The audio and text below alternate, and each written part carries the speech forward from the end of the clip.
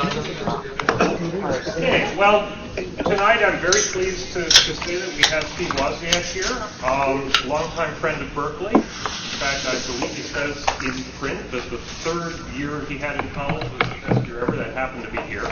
And for the break between his third and fourth year, he did all the stuff you're going to hear about tonight with the Apple I and the II and all these achievements. So you didn't want to be in his class. He was dragging down up the curve for everybody else, whichever direction that curve. Oh, no. No? Not sure? Okay. I hope not. I do want to, because I suspect he'll be too shy, strongly endorse this book. Just came out, I was. And I'm delighted to say that, you see a book like this, and due to the wonderful publishing technologies we have in the United States today, it doesn't matter if you're a bank robber or a politician or a felon or anybody else, you all sound exactly the same. This book has this wonderful, distinctive voice, and it tells you what it felt like when he was doing these innovations. For a social scientist like me, it's just invaluable. I mean, consider this primary source material about how the innovation system works. It's also a great read. I think with that, I'm going to do what you want me to do and sit down. Let me just say the procedure for tonight. First thing that we're going to do is we're going to have give a talk. And after that, we're going to have a conversation with the instructors of the class. Well, after that, we'll have a break. And then after the break, we'll have some conversation to bring up points that maybe weren't in the talk or that could use expanding. And after that, we'll open to students in the class. And after that, we'll throw it open to everybody. Steve has been feeling a little bit under the weather lately, so hopefully we'll go the full distance. But anyway, I'm very grateful that you could make it here tonight, and I'm looking forward, like I'm sure you are, to what he has to say. Please join me in welcoming.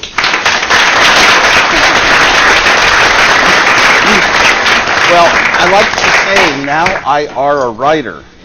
This is an engineering joke. The story, the long story.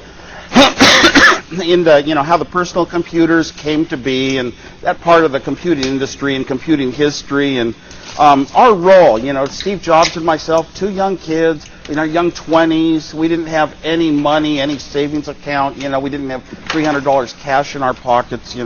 How did we do it? What were the steps? It's kind of interesting. I'm going to step back a little bit further and give a little bit of a build-up as to why was building the Apple computers, the first ones, in a style very much never done before.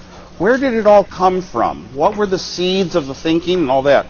When I was young, I got, motivated, like a lot of us, like even Steve Jobs would say, reading books about technical heroes, about engineers who went into laboratories, designed things, and they solved the problems of the world. And I decided, wow, I want to be an engineer like my dad.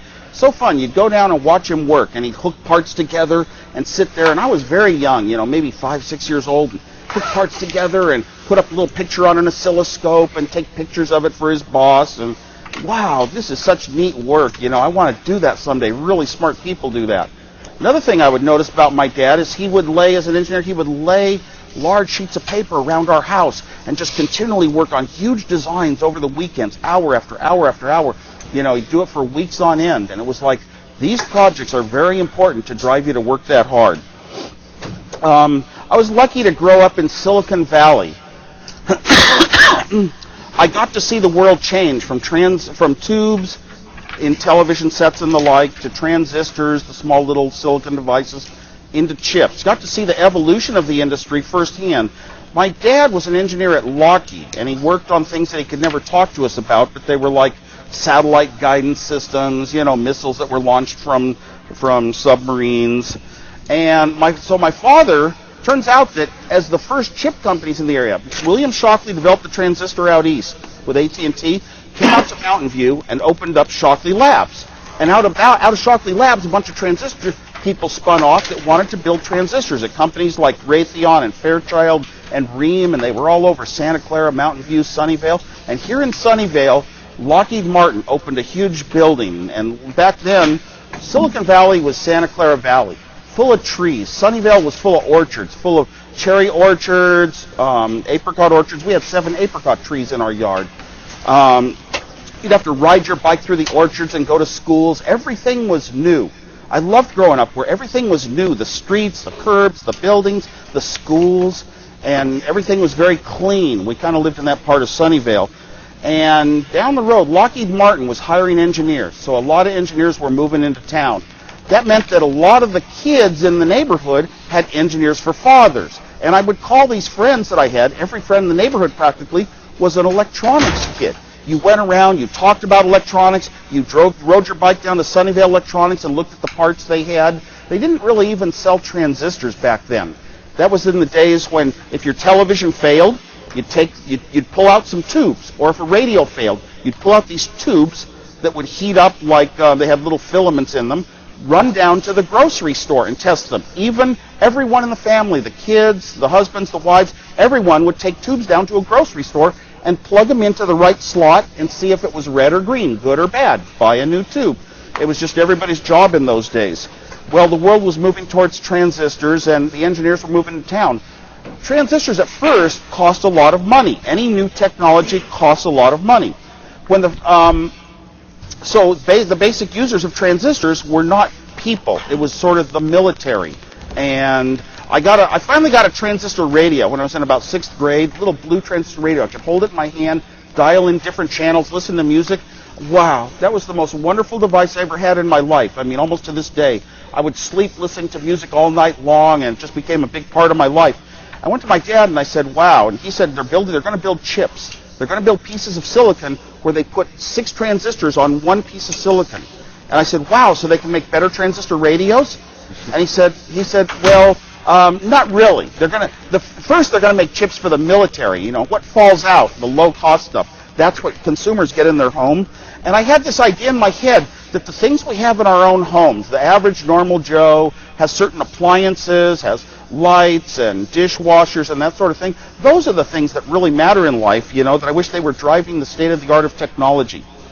Well,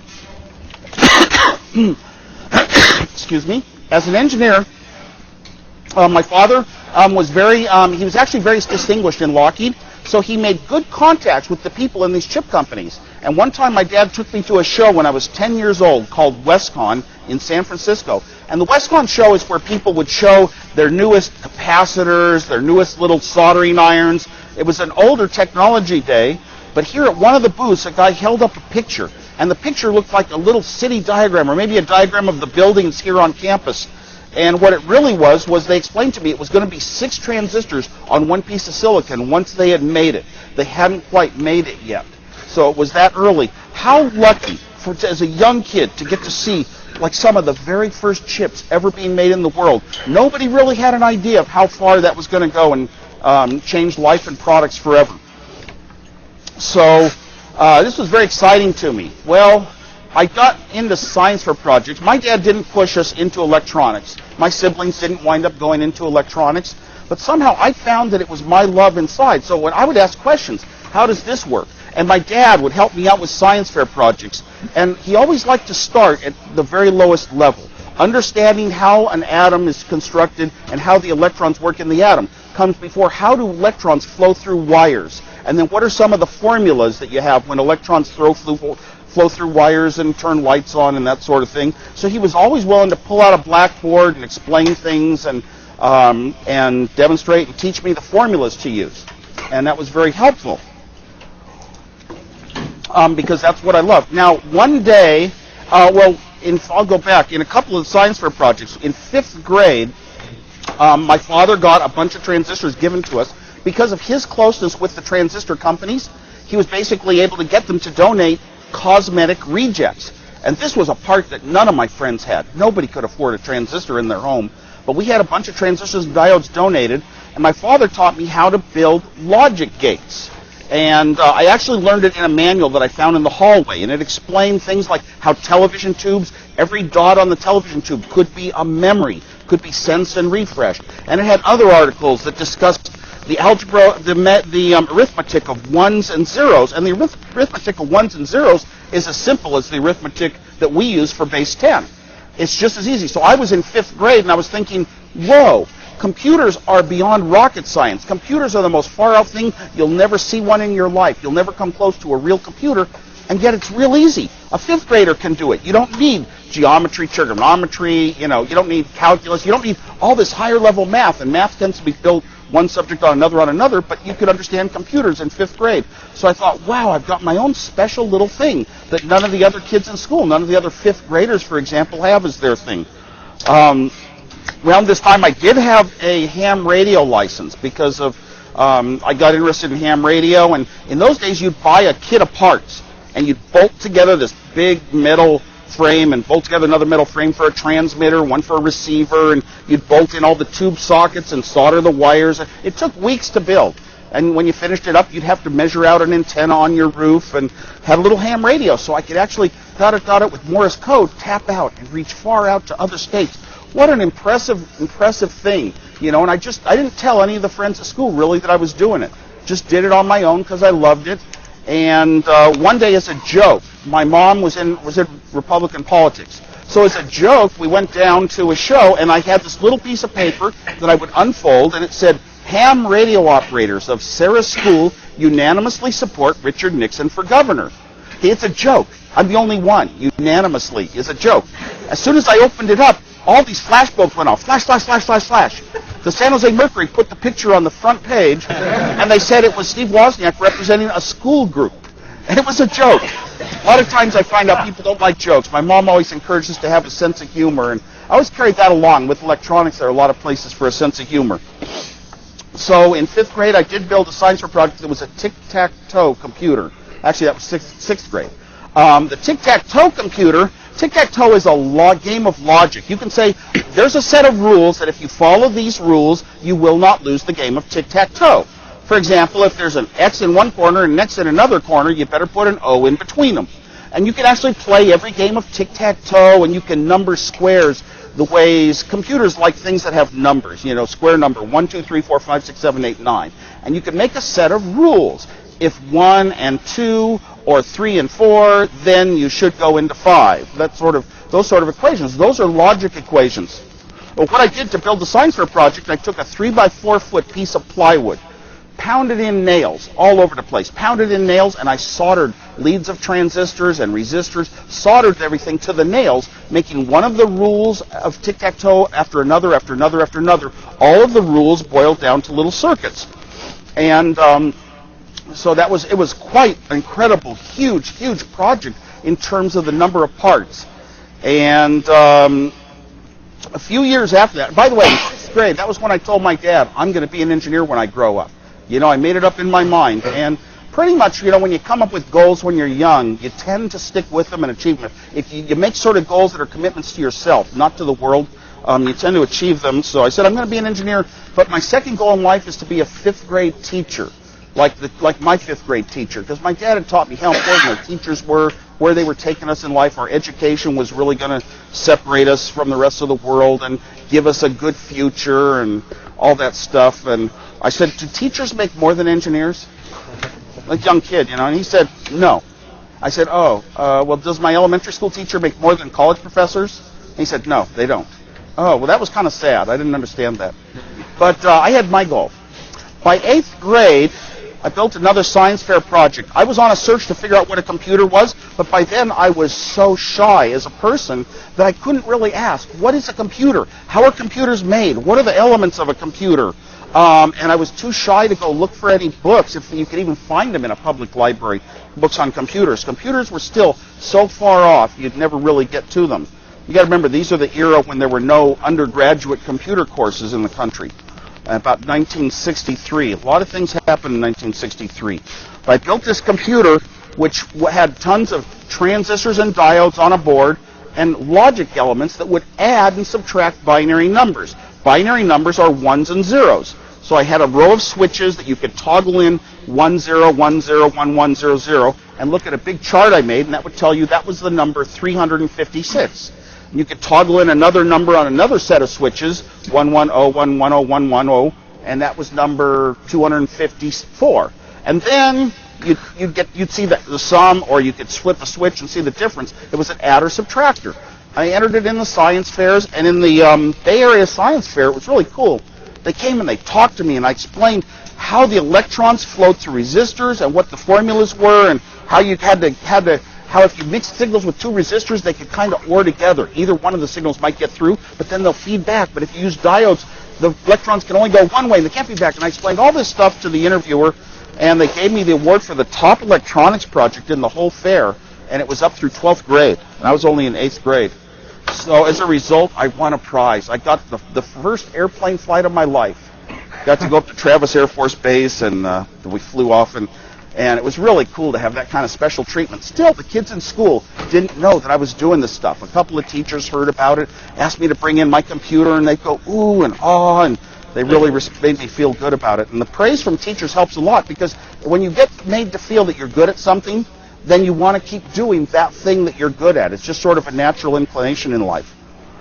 Well, high school. By high school, I was using electronics for a lot of pranks, and I'm really proud that I never got caught for. I was good enough not to get caught at pranks. I got caught so many times in junior high school that I knew that you don't tell anyone what you're doing.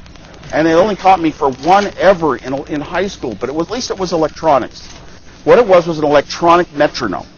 And it was going tick, tick, tick, and I thought, hey, I'll put it in a friend's locker, like a bomb. And I guess these big empty battery canisters helped convince him it was a bomb, but it was too weak to hear. I thought, what a wasted prank. He's never going to hear it. He never opens his locker anyway. And then about halfway through the day, my counselor said, Mr. Regan, the vice principal, wants to see you in his office.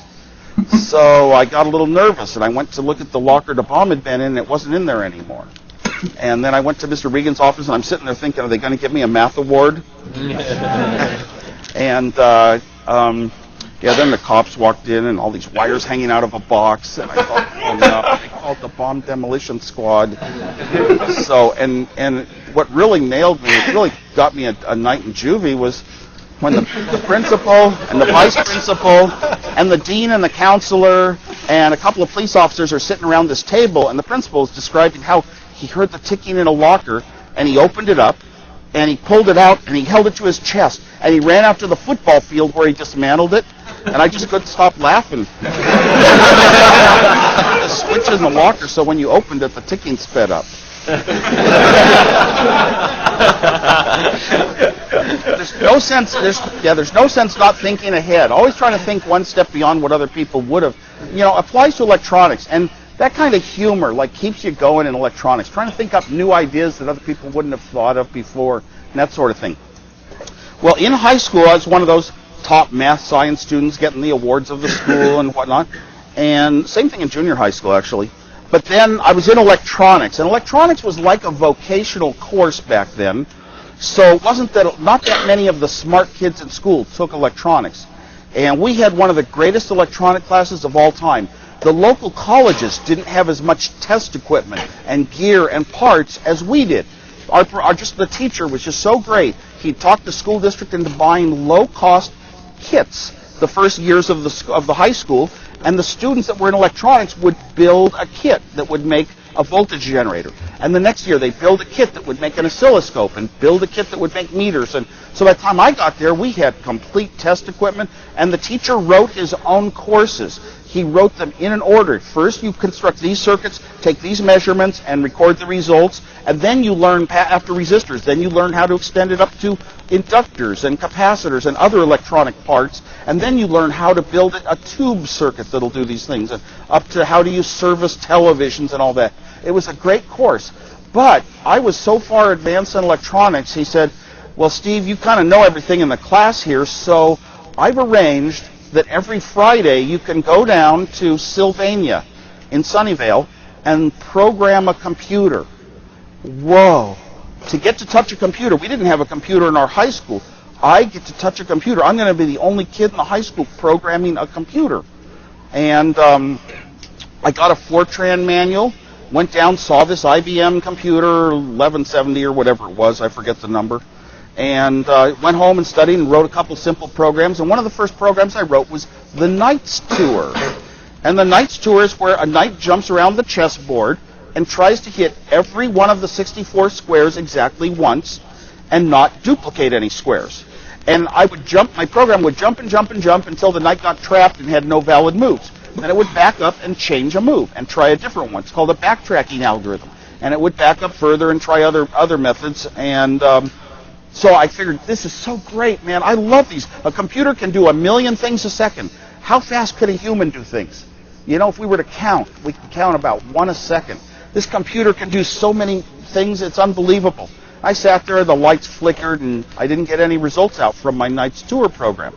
And the engineer taught me that programs can have loops where they just go around and do the same thing over and over and over, and then they hang up and they never finish. They hang. And I went back the next week. I was printing out chessboards. And I studied it, and I found out my program was doing exactly the right things. It would solve the problem, but I calculated it was going to take 10 to the 25th years.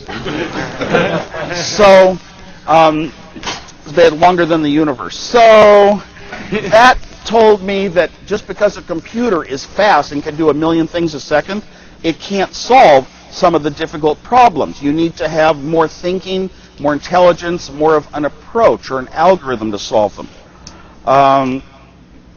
After that, while I was down at that company programming the computer one day, I saw a little booklet called the Small Computer Handbook. And you remember, I always wanted to know, what is a real computer? I kind of searched through it on my science fair projects, getting up to a machine that could add and subtract. And then I went to a science fair one year and I saw a machine with a motor that went click, click, click, click, click. And at every stop of the clicks, it did an instruction that you could dial in. So I figured out it's one little instruction after another little instruction after another little instruction, and then the motor could zip back and it could repeat itself. So I sort of had that idea in my head. That was the extent of what I knew about a computer.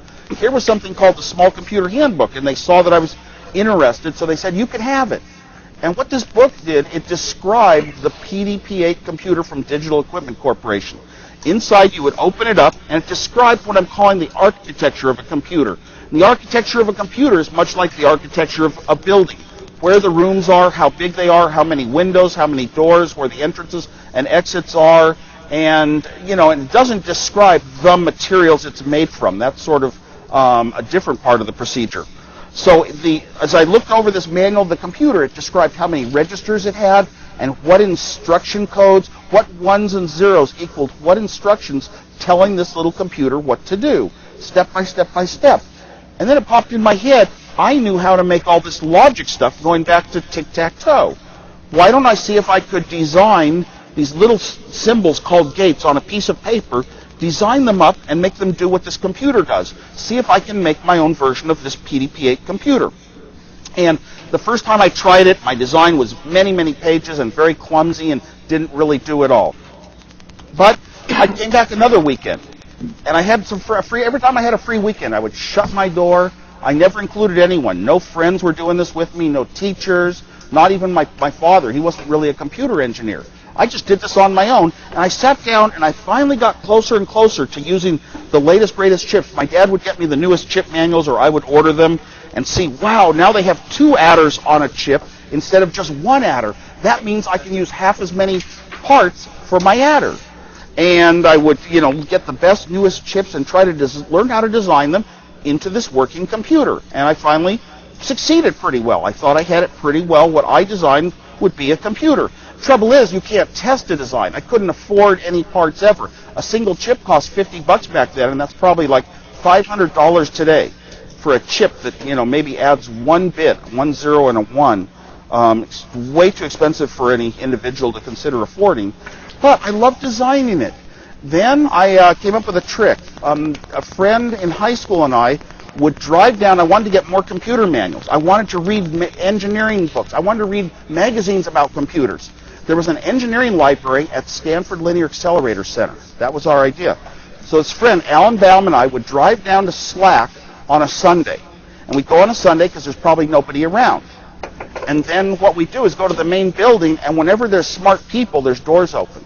So we try the doors, and eventually sometimes we'd have to climb the stairs, and we'd find a door open. We'd always get into the building. And then we knew where the technical library was. So I got my share of books to read in there in the dark, and I could pull out little cards out of the magazines and fill out my name, mail them in, and then all the companies would mail you a copy of their computer manual. So I was getting computer manuals galore from Hewlett-Packard, who made mini computers, they were called, Data General made mini computers.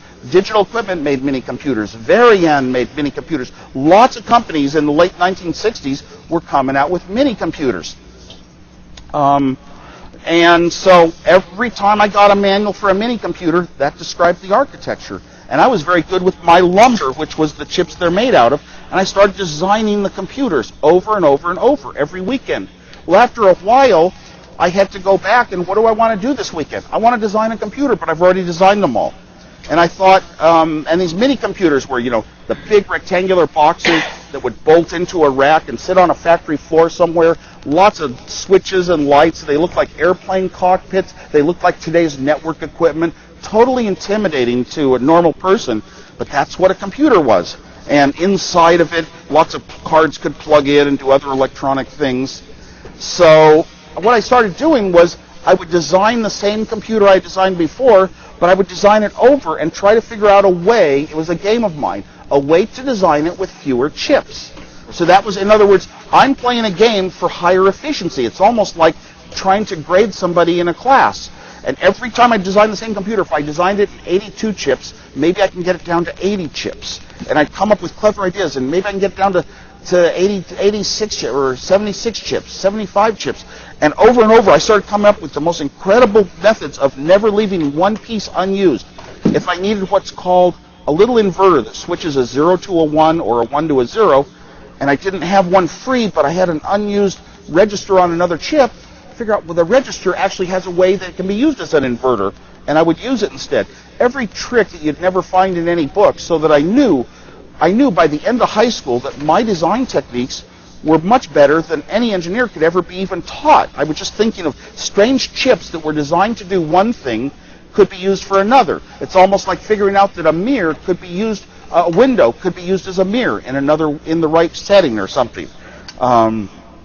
Or a table could be used as something you put on your ceiling, as a music box. I don't know. It was all these tricks to come up with the best designs possible. Now, I knew my designs were getting good because they were half as many chips as the manufacturers were building their computers with. So I knew that I was really onto something. I called up one of the manufacturers once, and I talked them into sending me a bunch of... They wouldn't send me chips. I always wanted to get chips to build one of these. They wouldn't give me a job quite, but they sent me a whole ton of literature of programs, mostly programs that their programmers had written. And I studied those programs, and I learned from them. That's how they do this. That's how you solve this on a computer. It's really funny, but almost all of my learning was totally on my own, but it was also by looking at other people's designs, what they had done before, and that was how I learned. It was a very good style of learning. Well, about my first year of college, the Data General Nova computer came out, the Nova mini computer. Instead of a big rectangular box, it was sort of a skinnier one, more of what we call a pizza box. And it was a little more beautiful to look at with your eye. And when you ordered the manual for this computer, it came with a poster that you could put on your wall. So there on my bedroom wall was a poster of the Data General Nova computer in a rack. But when you ordered more than one manual, sometimes the manuals came with a different picture of that computer. It was a picture of a sculpted, rounded, almost shape with a bunch of little switches, the switches for zeros and ones, and the push buttons to push the data into memory, and the push buttons to push it into address registers, all this geeky stuff. But it was a rounded, sculpted box sitting on a glass round table, like it would almost be in a home or something like that.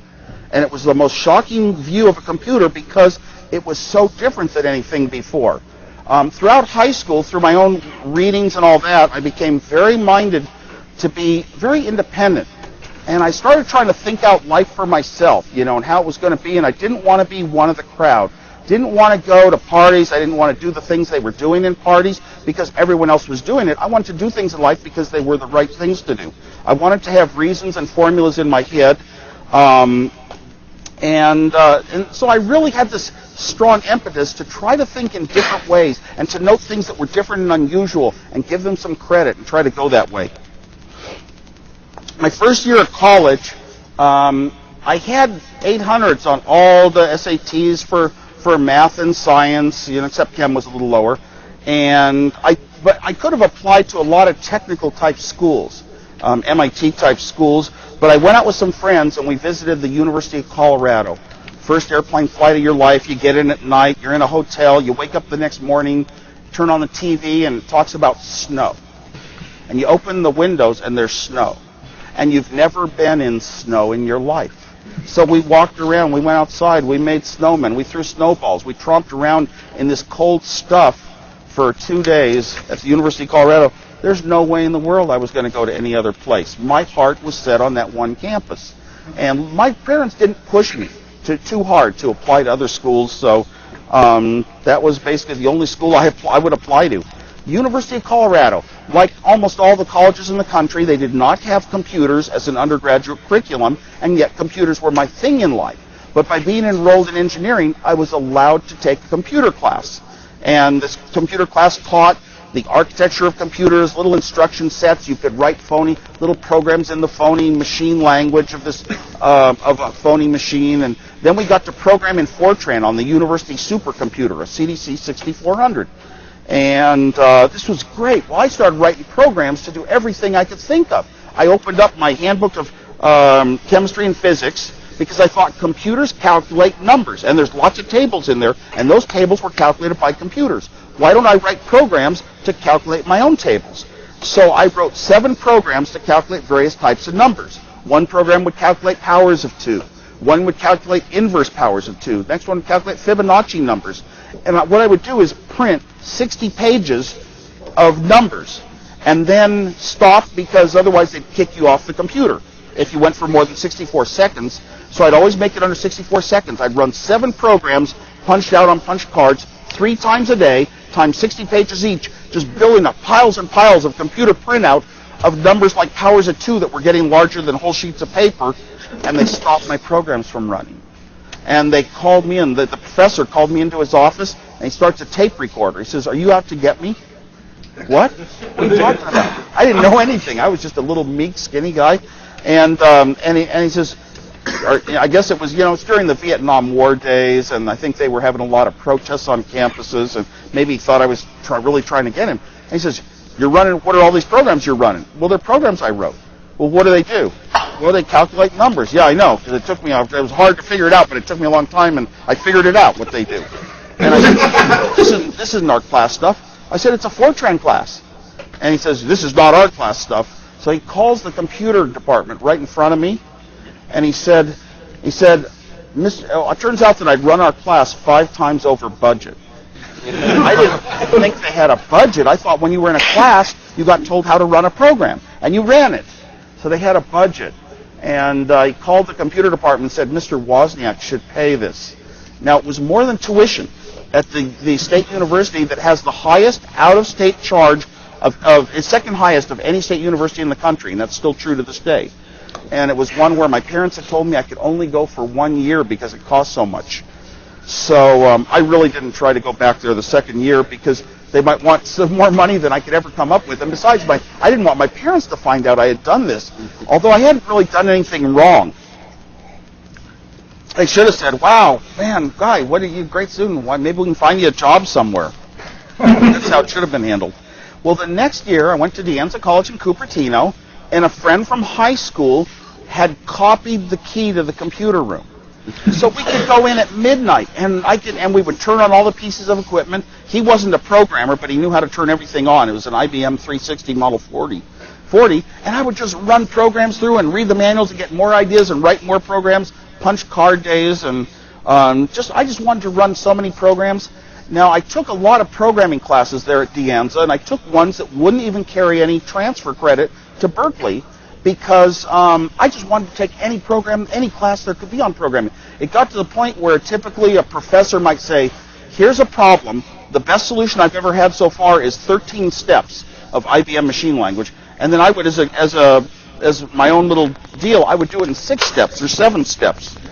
And I just enjoyed programming so much.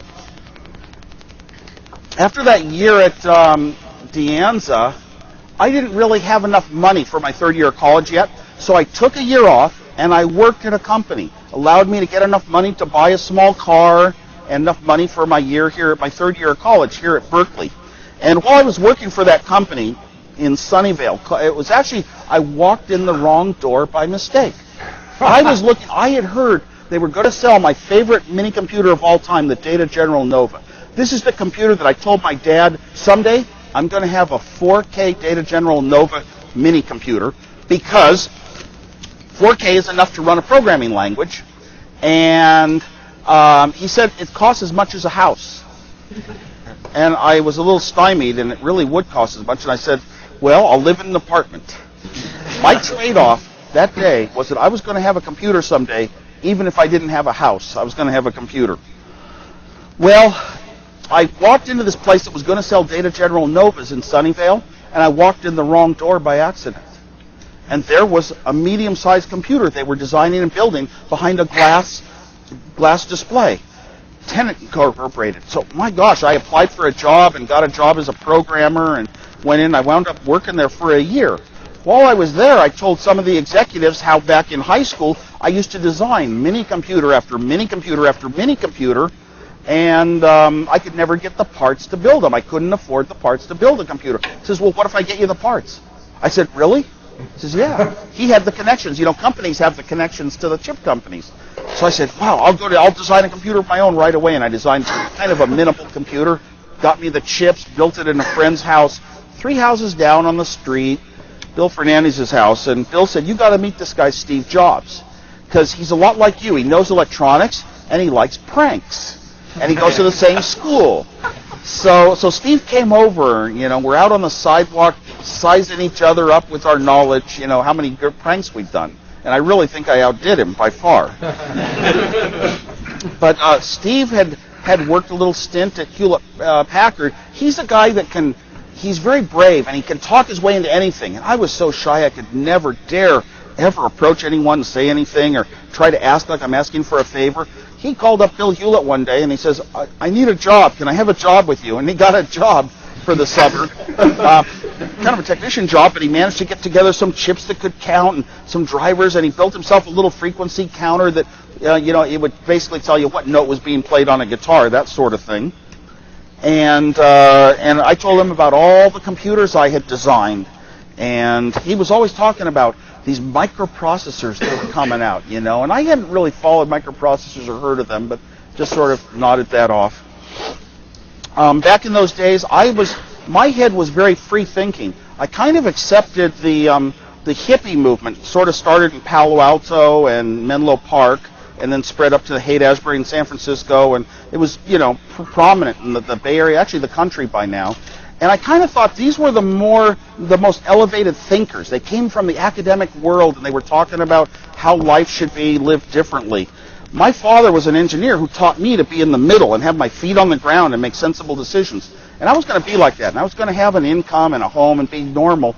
But somehow I was more inspired by the thinking of other people. Being way out there was a lot more interesting in the world than only having one strict way you're going to think in life. And Steve himself was more of the true hippie, where he would go, you know, and do some drugs and have his bare feet and eat from seeds and talk about doing, you know, almost things that you have to do with absolutely no money. He had a little bit less than I. I always had money in my life. I never had a worry because I was so smart in electronics, I could always get a job. It's not like you go to college and you graduate in sociology and you say, oh, what do I do now? You know, it's like you know what you do. Right out of high school, I could always go to any electronic company in our area and get a job real easy because I was so advanced. You should have said so I never had to worry about money, but Steve didn't really have that much in the way of jobs yet. He was younger than myself as well. He was like 20. Well, that summer, we became best friends. We discovered that we had similar tastes in music, that we both admired music that had words that you had to think about, words that had meaning, not just little nice, sensible little Beatle tunes, but, you know, Bob Dylan, you know, some of his early folk stuff is, you know, so deeply reaching and affecting, and the topics that it discusses and how deep it penetrates. So we'd go to Dylan concerts together and that sort of thing. The day before I was going to my third year of college, starting it here in Berkeley, and I consider Berkeley my second home in the world now. For some reason, that was just such an incredible time for me here. I go to two places in the world and you have a feeling that, whoa, I'm in my home. One of them is Sunnyvale, my childhood home, and the other is whenever I get to Berkeley, I get that feeling this day. But the day before I came here to find my dorm and move in, I saw a magazine in the kitchen. I flipped through it, and it was an Esquire magazine, which I never read. And there was an article, Secrets of the Little Blue Box, an interesting story, which meant to me fiction.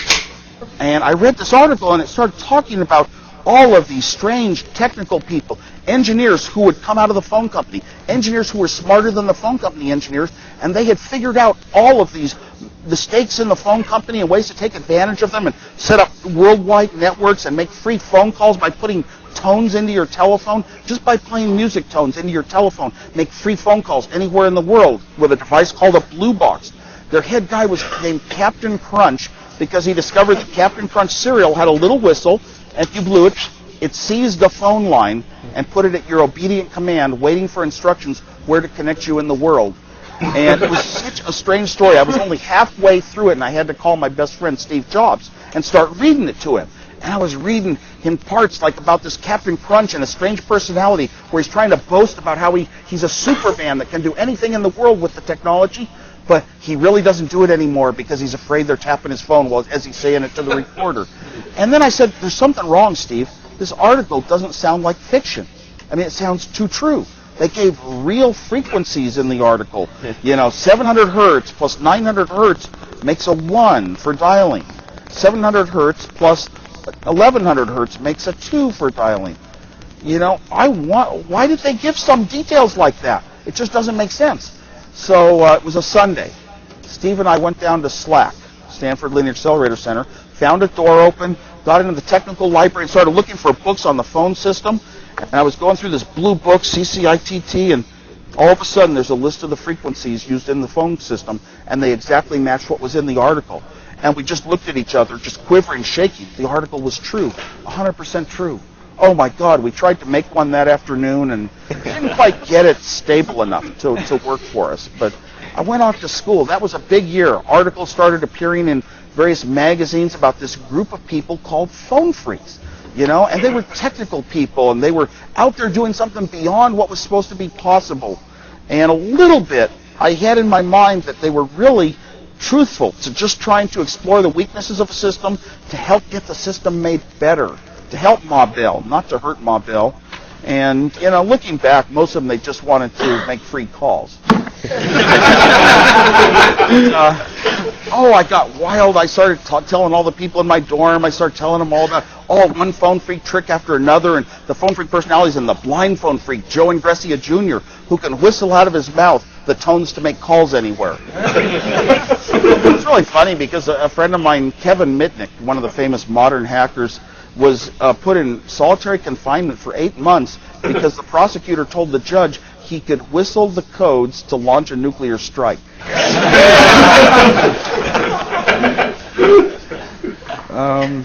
It's funny. So anyway, this article, now Steve, I went off to Berkeley, and throughout that year kept thinking about, I started running programs on the computer it was in Evans Hall, it was a CDC 6600, and that was the computer of the whole campus. There were no other computers.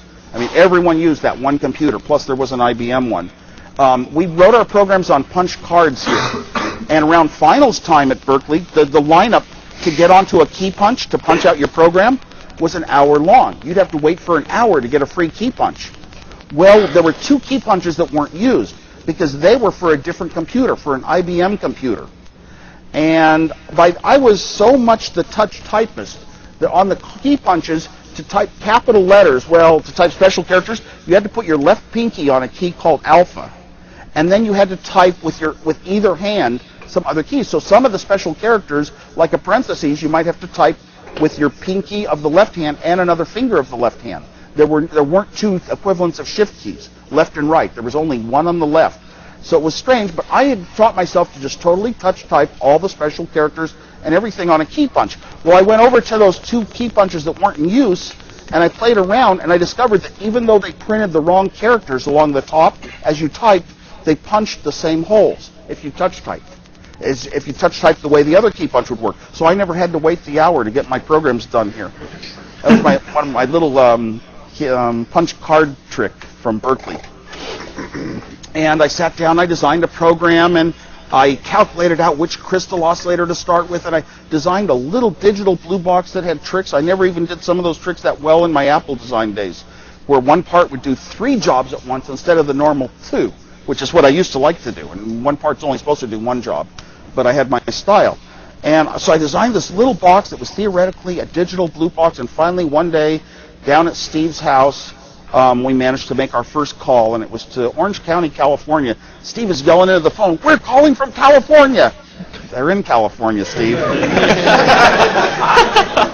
But we had both told our parents what we were doing with the blue boxes. I had this philosophy that that it was worse to lie about things than to do them, and that anything I did, even if my parents considered it bad, I would have to tell them. So I told them what we were doing with blue boxes, and that it was so interesting and exciting, and we weren't going to make our calls and save money on phone calls. We were just trying to explore the system, and that I was young, and that if I got caught, it'll get forgotten after a number of years. And I don't know, I think my parents liked me being honest about it. They just said, "Don't use our phone." Steve's parents said the same. So after the 1 phone call, we went up to the dorm, and everything from then on was from Norton Hall. And it was great to discover all the phone wires of Norton Hall passed through my first floor. It was wide open, and yeah, we could tap anybody's phone upstairs, and we had fun doing some other little pranks. But this blue box was completed. I had been telling stories for the year to all my friends on the first floor of Norton Hall and other floors of Norton Hall and around the campus about the phone freaks, and Captain Crunch was the main one. Steve and I stumbled into who he was before the FBI did. So Captain Crunch came to visit us in the dorm one night. And I'm thinking everybody's going to be wanting to get a peek at him, see what he looks like. And he had this reputation for tapping girlfriends' phone lines and all this. And I thought, God, he's going to be a real suave, type guy. And there's a knock at the door. And I walk over the door and open it up. And here's this guy. He's missing his teeth. Hair's hanging out. He smells like he hasn't showered in weeks. I said, "Are you?" And he says, "I am he, Captain Crunch." Came in that night. He taught us so many codes for dialing special calls around the world, dial-a-jokes in faraway cities. And we stayed in Kip's Pizza Parlor till past midnight. And then Steve and I had to drive back home to Los Altos to pick up my car. And I'm okay on this. Yeah. We had to pick up my car in Los Altos and then drive back to Berkeley for school the next morning, which was I guess a Monday morning. And as we were driving home, Steve's car broke down. We got out and we walked over to a payphone. We thought, well, we can call back up to Berkeley because our friend Captain Crunch is going to be driving back this way. And right now he's over at Groucho's house. It was a guy named Alan McKittrick. But everybody had their handles for phone freaking in these days. Phone freaking was kind of neat because, like ham radio, it was a way you could reach out. And so we called back, and first Steve said, "Should we use the blue box to call?" I said, "Well, Crunch taught us how to use a blue box for a payphone call. Let's try it." And Steve's on the phone call, and all of a sudden he hangs up real fast, and he says, "The operator came on the line." I said, "Well, try it again. You got to tell her it's a data call, and the light will flash." And he tells her it's a data call, and the light will flash. And then he makes the call, and he hangs up real quick. He says, "The operator came on again." So we're really scared. So we put money in, and we called up. Then the cops show up. No. This was 1971, I guess, and the Moog synthesizer was new. The first music synthesizer of all time had been introduced to the Moog synthesizer. Well, a cop came up, and he passed us both up and shone his flashlight into the bushes. I think he probably thought that we'd stashed some drugs in there or something. I had really long hair and that sort of look. And while his back was turned, Steve managed to shakingly get me the blue box into my pocket. Steve didn't have a coat. Now the cop patted us down and found the blue box. The blue box looked like a calculator with numbers on a keypad, and every number played a tone. So he said, "What is it?" And I said, "It's an electronic music synthesizer. You push the buttons to make music." I didn't try to play a song because it's harder than a touch-tone phone to play songs with blue box notes. And the cop says, "What's the orange button for?" That's the one we seized the phone lines with. So Steve said, "That's for calibration." And a second cop comes over, takes the blue box. That's what he's interested in. "What's this?" I said, "An electronic music synthesizer." "What's the orange button for?" Steve Jobs says, "It's for calibration. It's computer controlled." Cop looks at it and says, "Where's the computer plug in?" Steve says, "Oh, it's inside." I don't know what they're buying. We know we're in trouble. He says, what's the problem? Our car broke down. Let's go check. So we get in the cop car, in the back of the cop car. The cops are in the front. This cop turns around, hands me back the blue box, and he says, a guy named Moog beat you to it.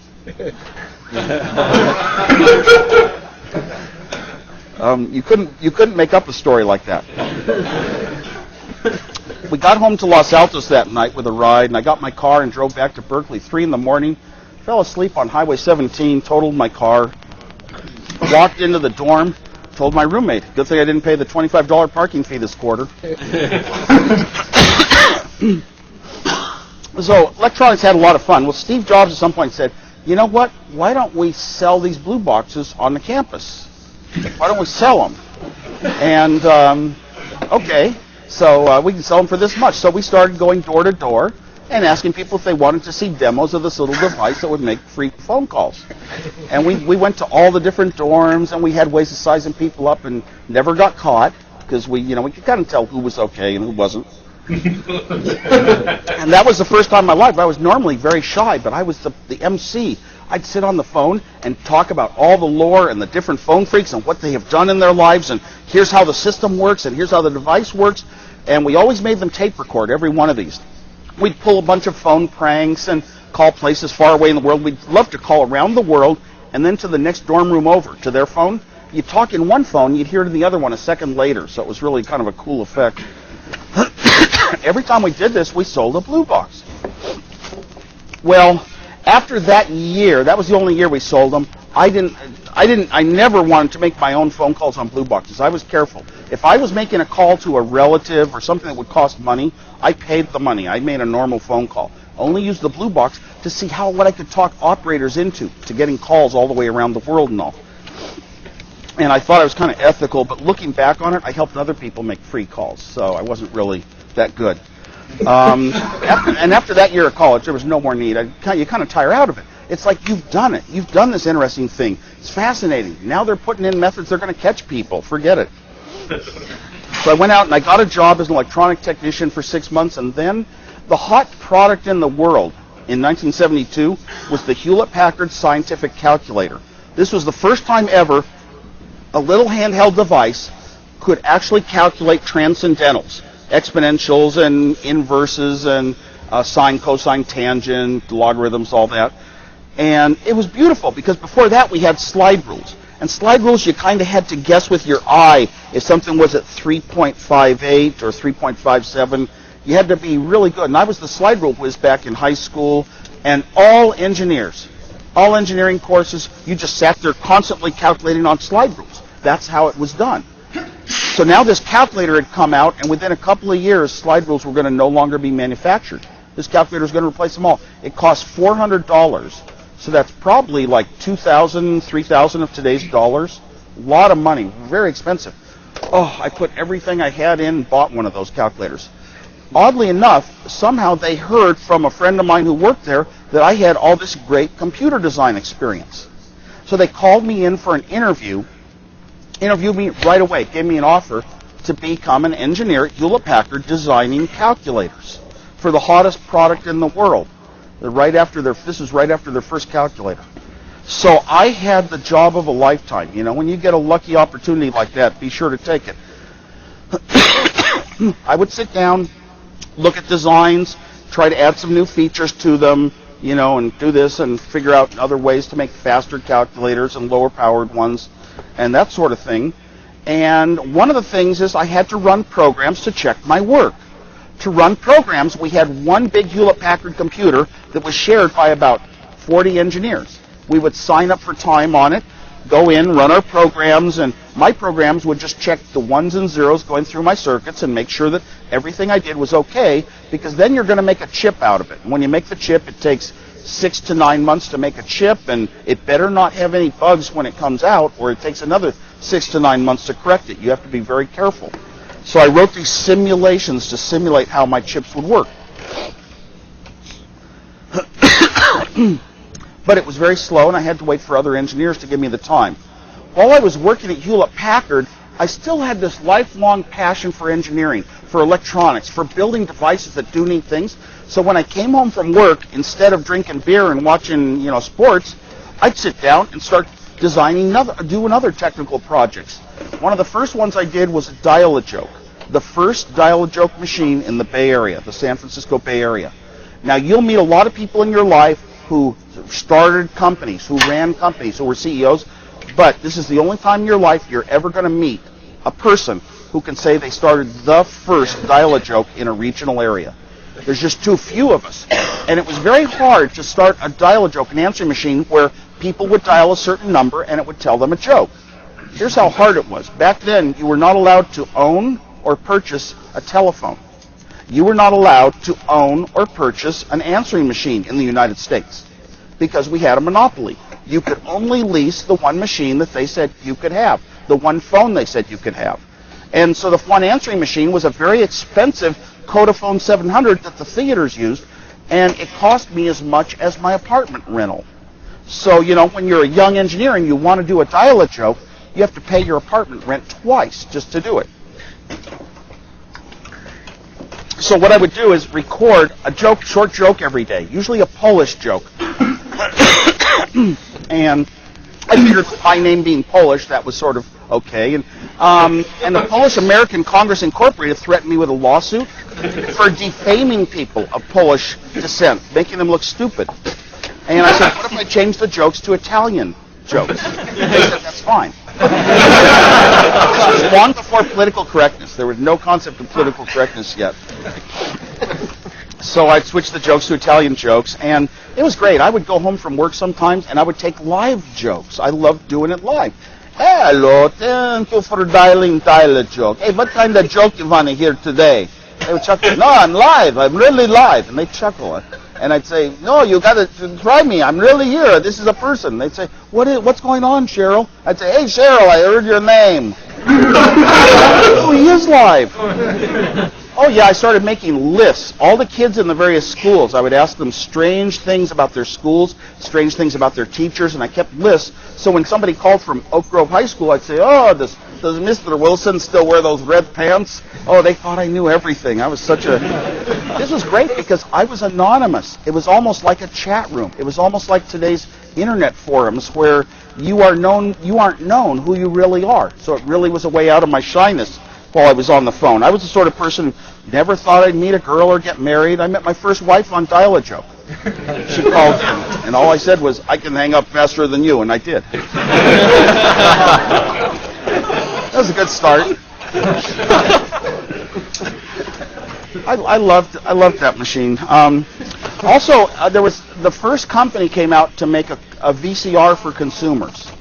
Up until then, there were VCRs that could record video, and they were sold into schools and universities, and they were expensive. You'd buy a black and white VCR for $1,000. The first consumer VCR came out. Does anyone excuse me, does anyone have a guess what the first consumer VCR was? A lot of people say Sony Betamax, but actually there was one before it, and it was an American company, Cartravision. Anybody hear of Cartravision? Cartravision had this weird machine where they actually put the traces of a PC board were the little filaments of a motor, where they were the windings of a motor, and the PC board that spun around with the writing head, the helical head that writes the data onto the tape, spun around, and the PC board itself was the motor. I mean, it was a very interesting structure. But by going through all the manuals and the data sheets, it refreshed all of my knowledge of color TV and how it worked. Well, I discovered there was a place in San Jose where they were duplicating some of their first software. A few really lousy movies that they were making available for this machine. They were duplicating in San Jose. Well, they went bankrupt right away. And they had tons of machines that they were selling, unused VCRs, color VCRs, with timers even, for $60 each. So I would take groups of engineers from Hewlett-Packard, drive them down, and we'd buy them for $60 each. We'd buy our VCRs and take them home and hook them up and get them recording things.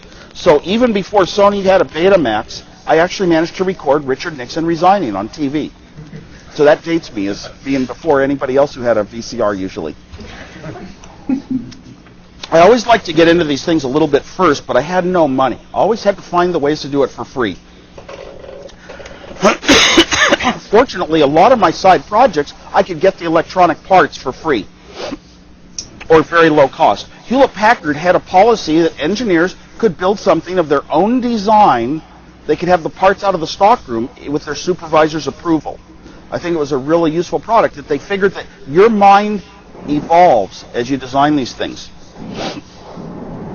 So, another project that I did on the side was a home pinball game. And I just designed all the logic for some flippers and all that and gave it to these people. Another one, I flew down to Los Angeles and designed out the digital part of a system that would put movies into a hotel room's TV set. This is before it ever existed. So incredible to get known and get so many jobs of these technologies that were going to come and change the world so much and become commonplace. One day I was in a bowling alley with my fiancée, and I saw Pong. Pong was a little game with a little TV display and a ball bouncing back and forth. Take yourself back. Before Pong, all the pinball games were hard, physical, click, click, click, click, click pinball games with balls bouncing around, no electronics, no lights, no real fancy displays like video displays. And here's this little TV screen. To play Pong, you had to put in 25 cents. For all of the other pinball games, you only put in 10 cents. So it cost more. But it was mesmerizing to think on this little tiny black and white screen that they could have a ball and paddles and click, click sounds, that could ever be done in the world. Part of its value was being so novel and so unexpected and state-of-the-art. And I looked at it and I said, the thought popped in my head, I could build one of these. I could make one of these, I told my fiancée. Because I know digital logic, I can design about anything, and I know the television signals, what you have to put out to make dots and colors on a television set, well, black and white. So I sat down, and I was good at designing things with very few parts. I wound up with 28 little low-cost chips. These are the sort of chips that are $1 each. 28 of these little chips, putting out timing pulses on a wire that I snaked into my TV set. I unscrewed the back of my TV set, because they didn't have video in back then, and tested with an oscilloscope, and I found where the video signals were, and I made my video, put a little transistor circuit to make my video circuit the right voltages, the right polarity, and it worked. On the screen, I'd have balls. I was putting out pulses that turned up as a ball on the screen that would move, and paddles that would move up and down, and little nets and scores and things. And I put in 2 of these chips we had at Hewlett-Packard that we could program data into the chips. They were called proms. Program data in, and it stays in the chips permanently. And so I put them in there, and then whenever you missed the ball, it would put a 4-letter word on the screen. Like heck and darn. And I took that and showed it off to my friends, my engineers at Hewlett-Packard. We were all such good buddies. We had such a camaraderie. We had pilots, and we'd go flying off on lunch trips all the time. First small plane flight of my life, I'm in a plane with Myron Tuttle. And we came into Rio Vista, California, and landed, bounce. Said, wow, these small planes are a lot different than commercial planes. And what I didn't know was the other pilots were discussing whether they would even let Myron fly us back to San Jose. So when he flew us back to San Jose, they figured it's a 2-mile long runway, it'll be okay. Flew us back to San Jose, hit that runway, bounced way up, came back down, there's a scraping sound, and boy, by the time he got to the end, they told him, you've lost your license, turn around, get back here, this and that. In the plane, we're all Myron's friends, but we're just white sheets. We're not talking, we're silent, we're scared, what's going on? He finally taxis back, about 10 minutes has gone on. We get out of the plane, and I think, well, we've got to show him we're still his friend. Got to say something. So I look around for small talk. My idea of small talk, I was so technical, I always looked for something technical, like look at the size of that display or something. I said, wow, it's interesting how they bend the propeller over. Is that for aerodynamic reasons? They don't. How could I pick the one thing? So we mounted his propeller up in our Hewlett-Packard calculator lab for the next year. It was mounted on the wall. That was a lot of fun. So we had this just great group there. Well, the next thing after I had the Pong game, I went over to visit my old friend Captain Crunch, and by this point in time, he'd only been arrested a couple of times, so he hadn't been to prison yet. And he was typing away on an old teletype. A teletype is one of those mechanical machines you see in movies that type real slowly, tick, tick, tick, tick, tick, tick, tick, like in Hackers when they want to make it look like there's something kind of old and retro in computers. That's how they'll display the characters. These teletypes were real. You could punch real slowly to type things, and it would type back very slowly, only words. And he's typing away, and he says, I'm playing chess with a computer in Boston at MIT. And that was kind of impressive, because I always liked when you could reach out beyond where you were. This was back in an age where almost no one could make very many long-distance phone calls or phone calls to other countries because they were so expensive. And to think of reaching a computer that far away, sure, we could dial on a modem, 110 baud modem, to a computer in a local city. And there were some systems being sold to schools where your school could dial in and kind of run on sort of a big computer that was somewhat distant. But he showed me, here's a list of computers I can switch to. I can go to Berkeley or Stanford or Santa Barbara or San Diego or Illinois or a couple out there on the East Coast. Wow, that was so impressive. If you had that, you would be a Superman. If you had that, you'd be a star. And same thing went through my head as with Pong. I've got to have that. But I know I can have it because I can design it. What I'll do is design a circuit that instead of putting little dots on my screen that add up to balls and paddles, it'll add up to characters of the alphabet. So I'll just display alphabets on my home TV. The home TV is the only output device I could ever afford that's free. But now what am I going to type on?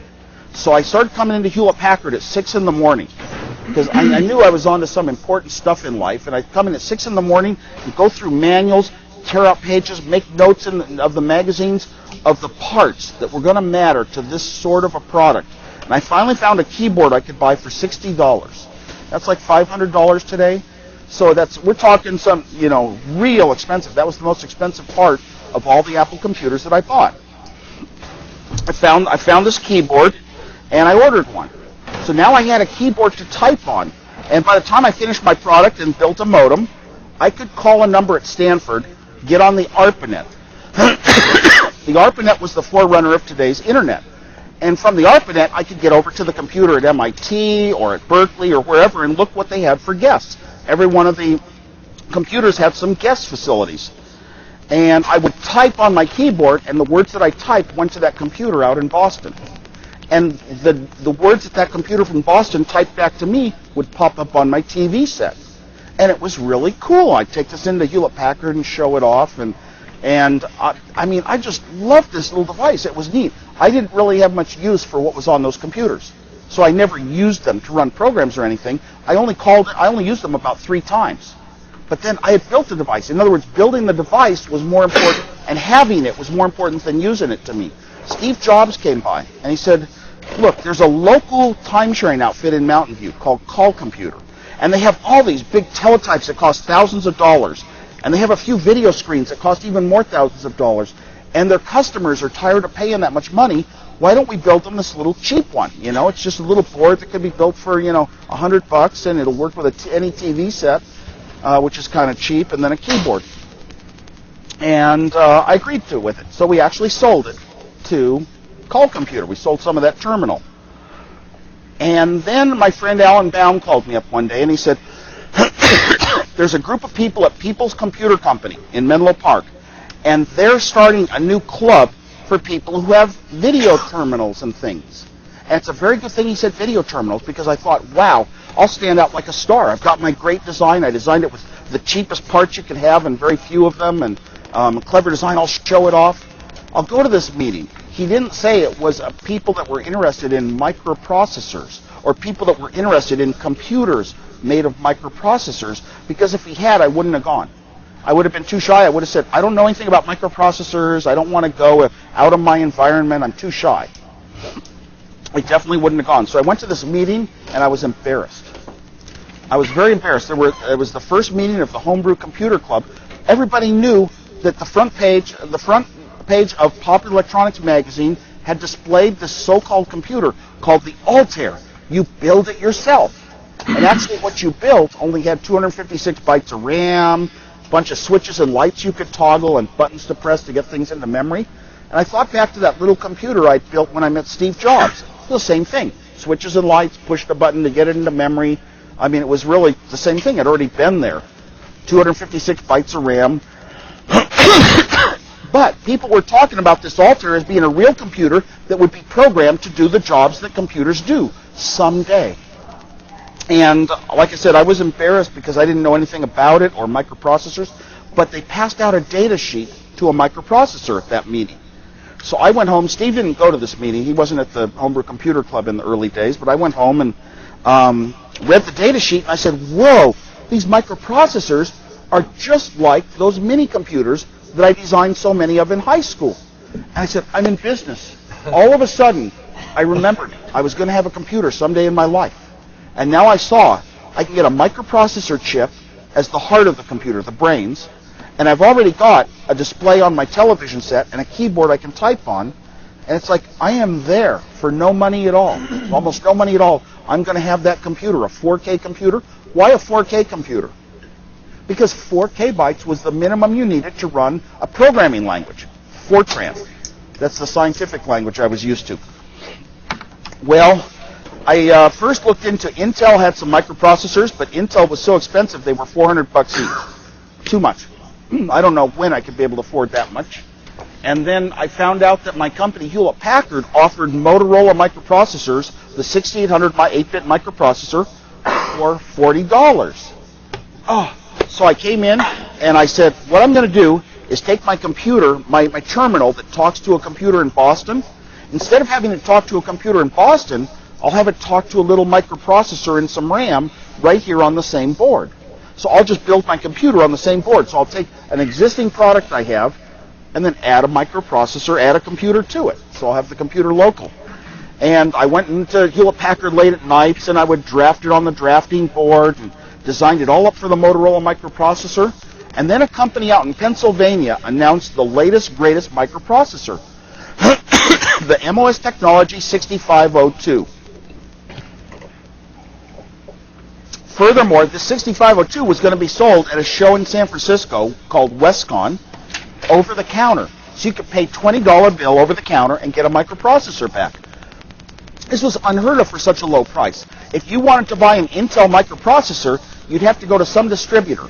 They'd give you all of these forms that you have to fill out, assuming you have a company, and you have P.O. box numbers, and you have state tax numbers, all these confusing things. To buy a microprocessor yourself was nearly impossible. So this was a way to do it. I and many of the members of our club went to that show in San Francisco and bought our 6502 microprocessors. It was pin-for-pin electronically compatible with the Motorola one that I had done my design for at Hewlett-Packard. So I came in late one night and I started plugging the chips into the board. And, I had this other idea. All the computers in those days, when you built a computer, you took a microprocessor and some memory and a standard bus that went to a bunch of cards that could get plugged in, and then you had this front panel. You would dial in a number in binary, 101010. You'd just toggle some switches, and you'd push a button, and that becomes an address. Then you toggle the switches and push a different button, and they would go to that address in memory. Toggle in more bytes, and you could spend half an hour to get about 20 or 30 bytes into memory. And it was a little program you'd written. And then you could tell it to run that program from the front panel, and it might twiddle the lights a certain way. Very difficult, slow process. At the best, even if you bought enough memory boards to someday run a computer language, which was too expensive to do, and you bought a teletype that cost thousands of dollars, much more than this supposed computer, and you bought Bill Gates' BASIC, which came out on paper tape, you could toggle in bit by bit for half an hour, a little program that would start reading in the teletype paper tape, get it into memory, and now you could write a program in the language BASIC. Very, very long and difficult process to do that. And I thought, I already built my own computer when I met Steve Jobs with the front panel and the switches and lights, and it looked like an airplane cockpit. I said, look at our calculators at Hewlett-Packard. We basically have a computer inside, but we hide it from the users. The users see normal buttons that a human can use. You press, what happens is our computer would be sitting there saying, is any key being pressed? And when you press the 4 button, the computer says, what key is being pressed? It's a 4. Put a 4 in the display and come back. What key is being pressed? And when you press add, it would go and do an addition and put the sum in the display. And I said, why don't I just write a short little program that looks at my keyboard that I'm already typing on with my terminal, looks at the keyboard and says, what's the user typing? And every character I type, it'll read it into memory until I hit a return. And then it'll try to decode what I told it to do and stuff some data into memory or display some memory on my television set or run a program somewhere. And basically skip that whole front panel. Now the reason I had for skipping the front panel is it's big, it's ugly, it's expensive, and it's a lot of work. I'm lazy. Big front panel. Drill some holes in a piece of metal, mount a bunch of switches, hook the wires down to your board, put a bunch of chips to get the data into memory. No, it's just way, way, way too much. All I need is a little program. Now, I had 2 of these PROM chips that you could program data in and it stays non-volatile. So you could put a little program into PROM. When you turn the computer on, the program is there ready to run. But it took 2 chips to have 256 bytes of a program. That's how few transistors we had on chips back in those days. The Hewlett-Packard scientific calculators used a mathematical system called reverse Polish notation, not because it was better, but because it took less code to program. And so we had very little programming ability in those days. Well, I took 2 of those chips and I went over to another Hewlett-Packard division and had them burn 2 programs that I had written, 2 different sets, one using interrupts, one not. Came back to my my workbench at night at Hewlett-Packard. I'd check in late every night and solder the wires together. Every little chip would get wired up according to my design. Check it on the oscilloscope. Make sure I got it to the point that I thought the microprocessor was running, and then I stuck in my program. And by about 10 p.m. that night, I actually got it working to where I could type on a keyboard and see it on the screen, and I had a computer that had no front panel ever. Every computer before this one had a front panel. Every computer after the Apple I was going to have a keyboard. It was just a whole change in the whole paradigm of what was a computer to people. Well, I took my project down to the Homebrew Computer Club. This club had a leader, Lee Felsenstein, who would direct 500 of us to one at a time. He would call on us, and we would offer help. I have some parts if somebody needs it for this particular use. Somebody else would say, I have a certain teletype and it's lost some kind of a spring. Does anyone know where I can get one? So people would link up. Some people would say there's company rumors. Here's how computers are going to be used. We had a few theorists that came from actually Berkeley and Stanford that would talk about the social implications of computers in the new world. And that was what really inspired me, to hear how especially the little person with a computer and a brain was going to be able to write programs and do more work than their entire big company could do. It was like the little guy who was smart with a computer was going to have more power than the most powerful entities in existence. And all of a sudden, 9/10 of our brain is unused. Now it's all going to be used because we're all going to have computers. Kids are going to be learning on computers. And it was just so exciting to hear. People would now be able to leave messages on bulletin board systems, and thousands of people could check and find out that the anti-war protest has been changed to this site and get there successfully. A lot of the people in the club came from, they had a big, social protest background too.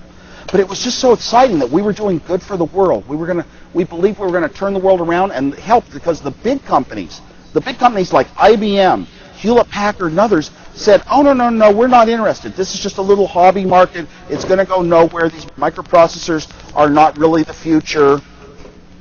The trouble is they did their market research by inquiring of their current users, would you want these little machines that have about so much capability? And all their current users said, oh, no, we have no need for that kind of machine. We need the big one that does what it does today. The trouble is, in their market research, they did not talk to the people that didn't have computers, the dentists of the world, the teachers of the world, the lawyers of the world, a lot of the normal people that were going to wind up buying, that would really love to have a low-cost machine that called itself a computer and could do what a computer does. The car salesman. So they didn't have any way to tap these other things that weren't known computer markets yet. And that's why their market research didn't tell them it was very important. But it helped spur us on, because we thought we knew we were on a revolution. For about 2 years, our club met, and we just talked about how this was going to be a revolution and turn the world upside down, and all the big companies were denying it and missing it. A bunch of small little companies were springing out of our club, and they were springing up around the country from people who read the magazines that were talking about this microcomputer world of the future. They were springing up to develop little boards or entire computer kits of their own. Each one would buy some Intel chips, get it to work in a computer, and then sell it as, this is a computer. And it's really just a glorified microprocessor kit. Well, Steve came along. I went to my club, and I was so inspired by the fact that we were doing good for the world that I passed out schematics and code listings of my Apple I computer. It wasn't called the Apple I, but of my computer. I would pass them out for free and say, build your own. Here's what you need. You can build your own now. You can build your own. Showed every chip you needed and all the parts and how to hook them together. Not many people took the time to hook them together. So I went over to one friend's house that I met at the club, and I spent quite a long time for a few nights soldering it all together myself for him. So, I would help them build their own too. Steve Jobs came by. He started coming to the club, and he said, look, there's a whole bunch of people that like you showing off this computer that you're working on. How you could type memory in and type a little program in and have characters come out on the screen. A bunch of people, why don't we make a PC board? So the whole idea to start Apple wasn't even to build a computer. Let's make a PC board, a component, for $20 and sell it for $40. That way, the people in the club, they know how to get their chips from surplus stores or from their work, plug the chips in, and they're done. They'll make a computer. We figured out that we'd have to sell about 50 of them to make a profit. And I didn't know if we'd sell 50 of them because, I just knew about, 50 people hanging around me at the computer club, but I'm not sure they're all going to buy it. And Steve said, yeah, but we may lose our money, but for once in our life, the two of us can have a company of our own. Oh, my God, who could turn that down? You just have to think of it the right way. It's not a company to make money. It's the two of us doing something together. So I sold my most valuable possession, my HP 65 calculator, for $500, knowing full well that we were coming out with the HP 67 the next month, and my employee price would be $370. Steve sold a van, put a few $100 together. We paid a friend of Steve's from Atari, where he did sometime jobs, and paid him to lay out a PC board.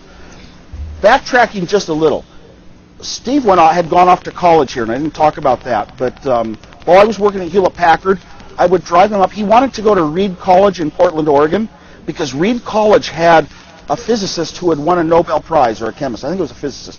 And Steve was always impressed by the world had a few of these very, very special people that kind of really influenced all thought and all products, and they did the great things, the Einsteins, the Shakespeares, the Isaac Newtons, and they were the ones that were influential. And Steve really always wanted to be one of them. He always saw himself as one of those people.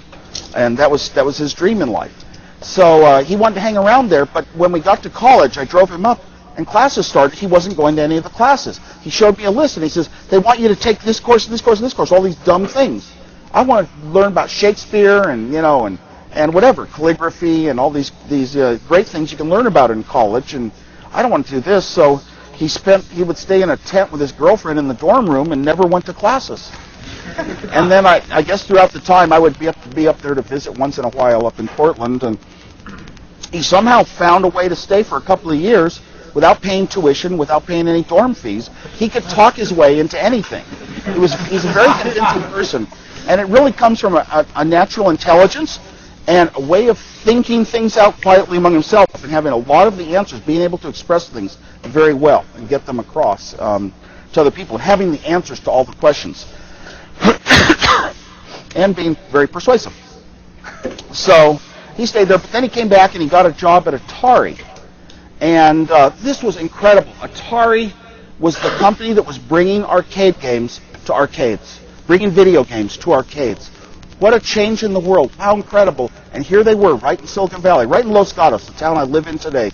And I would go down some nights and see the new games they were coming out with, and I showed them my Pong game I had built. And they tried to hire me right away, and I said, nope, I'm an engineer for life. I want to be an engineer my whole life. I don't want to go up management level. And at Hewlett-Packard, you can grow up and be even an old engineer. You can keep doing what you love to do. And I'm going to be at Hewlett-Packard forever. Hewlett-Packard was started by engineers. Hewlett-Packard is full of engineers at every level of the company, and all of the thoughts of new products come from either above or below. Anybody in the company can come up with the ideas that are going to influence the direction of that company. And it's a place that I want to be. I want to be an engineer's engineer, building the products that engineers use. And I'll never leave Hewlett-Packard. So they couldn't hire me at Atari. But then Nolan Bushnell of Atari came up with this idea to build a one-player Pong game. It's called Breakout. Steve Jobs approached me one day and he said, could you do this one-player Pong game? And he described it, where the ball hits bricks to bounce back. And I said, yeah, I could do that. He says, would you do it? Oh, my God. Anything to make a real game that people are going to play. Oh, this is the one chance in a lifetime. Are you kidding? And he said, well, the hitch is have to do it in 4 days. Now, this was normally a 6-month project. This is back when games were not programs. A game was you had to take chips that could go 0 and 1, twiddle around, and you had to hook them all together so you got the right little pulses out at the exact right time that showed up as balls and paddles on a TV set. There was hardware in those days. It was a very difficult way to design something. You couldn't just program a ball moving. So 4 days and nights, I mean, I was kind of the hot-shot designer of almost all time, known throughout Hewlett-Packard even for my low parts counts in chips and things. And I said, I'll try. 4 days and nights, we didn't get any sleep. We both got mononucleosis, delivered a working game to Atari. It was really, really a fascinating project. While I was there, I was losing so much sleep. My mind was kind of, half awake, half asleep. It's a very creative state in your life. A lot of ideas popped in my head in those 4 nights. A lot of ideas were popping in my head that were going to stick with me and really have a major influence. On one, Atari had this one game, and it was always on a black and white TV for cost reasons.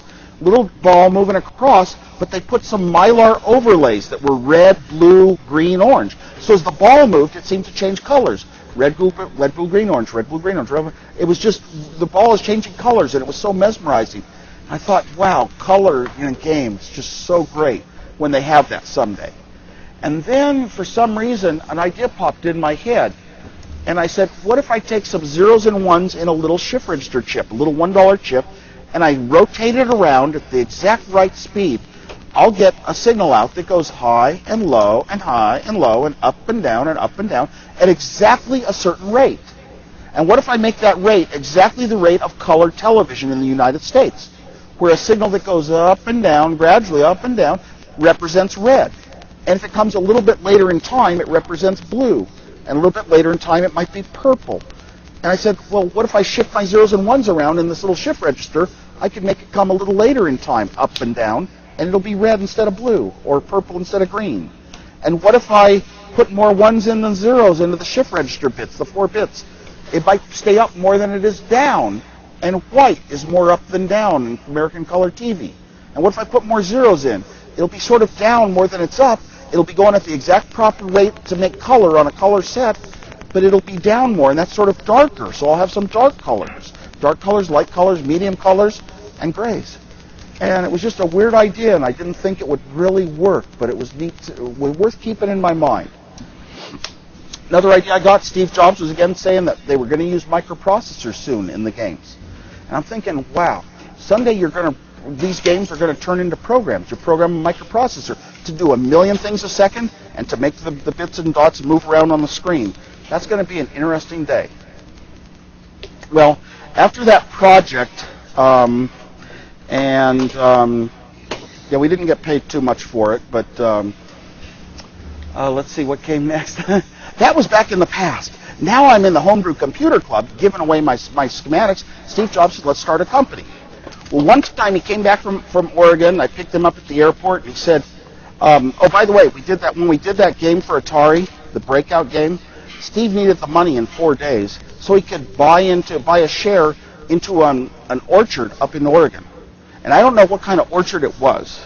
But eventually he flew back, and he got in the car, and we're driving down Highway 85, and he said, I got a great name for the company.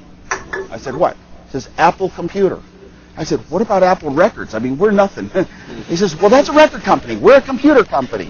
So I said, he knows these things. And then in the back of my head, I don't ask questions about where people get ideas from. Steve doesn't tell them. Very often I run into other people and they tell me more of the story that I didn't know, because he never really expresses where he gets his ideas and things. And I mean, yeah. Just tonight I heard that he got the dynamic RAMs that I needed when I was building my first little computer. And I said, you got to have dynamic RAMs. It's the first time RAMs are ever cheaper than magnetic core memories. And he said, would you want the Intel ones? I said, too expensive. He said, what if I can get them for free? I said, yeah, they're the best electrically. You have the smaller packages and this and that and better design. He got them from Gordon. So he got them. And somebody just told me tonight he got them from Gordon Moore. Well, I didn't know. I never got told that. That's what Gordon Moore told me, so I think he's telling me. That's what Gordon Moore said. It might have been 2 incidences, too. But anyway, Steve doesn't always say where he gets his ideas, so I always assumed they had apple trees up in that that orchard in Oregon where he worked. That was my best guess. But it may not. Maybe the idea comes and you don't have a reason for it. Although Apple Records was so well known a name back then from the Beatles. That was the big record company of all time. So we started Apple. Well, Steve called me over to an apartment of a third person, and we set up this little partnership, not a corporation, a partnership. Steve had 45%, I had 45%, and Ron Wayne had 10%. And Ron Wayne spoke with absolute immediate answers to everything. He just knew everything in life about companies, this and that, and he was an ultra-right-winger. He'd read all these ultra-right-wing books, but I didn't know that or what it was about. I was non-political. And so Ron Wayne would sit down and type out our partnership agreement with all the legalese words in it, and he would sit there and he sketched Newton under the apple tree for the cover of our Apple I manual. And he did the manual, prepared the manual. He was doing a lot of these little side jobs, and then we were going to sell these PC. We got our first PC board made. I took it into Hewlett-Packard. I showed it to my engineer friends. Oh, let me skip a step. Before we went that far, before Steve and I invested any money, I said, hey, anything I design belongs to Hewlett-Packard, I think. So let me check it out with them. I tried to persuade Hewlett-Packard to do this product. I told them you could build an $800 machine that would do BASIC on your RCA TV set at home. And they said, well, if it's an RCA TV or a Zenith TV and the picture's bad, who do you blame? Is it Hewlett-Packard? Is it Zenith? We can't resolve that issue. And they turned it down. I met with my boss, his boss, the lab manager was his boss, and they turned it down. I actually got turned down 5 times by Hewlett-Packard to do this thing. But they would have done it wrong anyway. They wouldn't have done a nice, fanciful product like what we finally came up with. So Hewlett-Packard turned down. I brought the PC board in, showed it off to my engineers, and the phone rang. It was Steve Jobs. And he said, are you sitting down? So I sat on a lab bench, and then he says, a lab stool. And then he says, I got a $50,000 order. This is something where we each put in a few $100, expecting to sell PC boards for $40 each. He got a $50,000 order. My salary at Hewlett-Packard then was $24,000 a year. So this was, whoa, that was the biggest financial shock in all of Apple's history to this day. It rather was. All of a sudden, whoa, we have something like a real company. Now I got scared, so I went to Hewlett-Packard's legal department, and I had them pass around my description to every single division of Hewlett-Packard. None of them wanted what we were doing, so we were off and running. I was working at Hewlett-Packard, designing these computers on the side. We went into production with the Apple I. We started getting known. We flew out to a show in Atlantic City called PC 76. And there we saw about 20 other companies that were 2 young people in their young 20s, not with any money or anything, just having little kits of parts that they were selling to build your own microprocessor kits. And it was so neat to see there's a lot of other people like us. While we were flying out there, though, in just a short time, I had actually designed another computer from the ground up. I never designed the Apple I from the ground up. I took an existing terminal I had at home that could talk to a computer in Boston, and I made the computer part of the terminal. The new computer from the ground up, I sat down and I started designing little circuits that were really a color television generator, not a computer. The timing circuits were for color television. And then I had those signals drive the computer, and I built it up, and by the time I was done, I combined one part after another. I looked into the timing circuits for the dynamic memories, and instead of 5 chips calculating when signals go up and when they go down, I came up with a little 2-chip circuit called a state machine. I had taken a state machine course here at Berkeley, and it just put out the signals exactly right in timing, all the signals a RAM needed. And then I searched through my manuals like I would sometimes for 2 weeks. It's like you hear about Hemingway would spend 2 weeks trying to get the words exactly right for one sentence. I was like that when it came to chips or pieces of code. I would just keep searching, and I found one little chip with the right feedback that this one chip put out exactly the right timing signals the RAMs needed. I condensed everything down to so few chips. It was half as many chips as the Apple I, 10 times the computer. The first time ever the world was going to see or imagine that color would come into such a low-cost small computer. First time ever with graphics, the first time ever with high resolution. I put in paddles and sounds so I could even play games. I had written the basic myself. Now, I had never taken a course in computer languages, how to design them, how to build them, how to write them, but I sniffed the wind, and you need one to have a computer. And Bill Gates was getting a little bit famous. He had written a basic for the Intel chips. I thought, wow, what if I, Steve Wozniak, write the first basic for the 6502 microprocessor? And I didn't hear there wasn't another one around, so I got to work right away. Now, I couldn't afford to type my program into a computer. You know that you always type any program you write into a computer, and the computer figures out what's right and wrong and converts it into zeros and ones, and it'll run as a program. I couldn't afford that, so what I did was I wrote my program on the right-hand side of a sheet of paper, and then on the left-hand side, I figured out what the zeros and ones it would convert to were, including certain branches that had to be in binary and all this stuff. It was very, very difficult. So I have an inch thick for the Apple II, an inch thick of documents of all the code that was in there, all handwritten. Never once typed in a computer. I couldn't afford it. Couldn't even afford the assembler to assemble it. And not one bug has ever come up in the Apple II hardware or the software, because you get so intimately close to the software when you're writing it that way. Everything is by hand. It's out of your own body. It's a piece of yourself, too. It has to be so perfect. It represents you. Well, this Apple II was a hot product, so at PC 76 in Atlantic City, we went down late one night and put it on one of the first video projectors I've ever seen in my life. The guy who ran the video projector said, "This is the one I want." And he could see all the different offerings from everybody of low-cost small computers, and he said, "This is the one I want." We knew that we had something with the Apple II. The Apple I was the first computer ever to use a keyboard, a normal human keyboard for entry. After that, a company up here in Emeryville, Processor Technology, and the guys had gone to Berkeley, they were in our computer club, designed a computer called the SOL, the S-O-L, and it had a keyboard and a little video display. They were hanging around our club. They saw what I'd done. And then the Apple II was to be the third computer ever to have a keyboard. But we knew that this Apple II was going to outsell the SOL, and it was selling 1,000 a month. And we would sell 1,000 a month. How do you make 1,000 computers when they cost $250 each to build?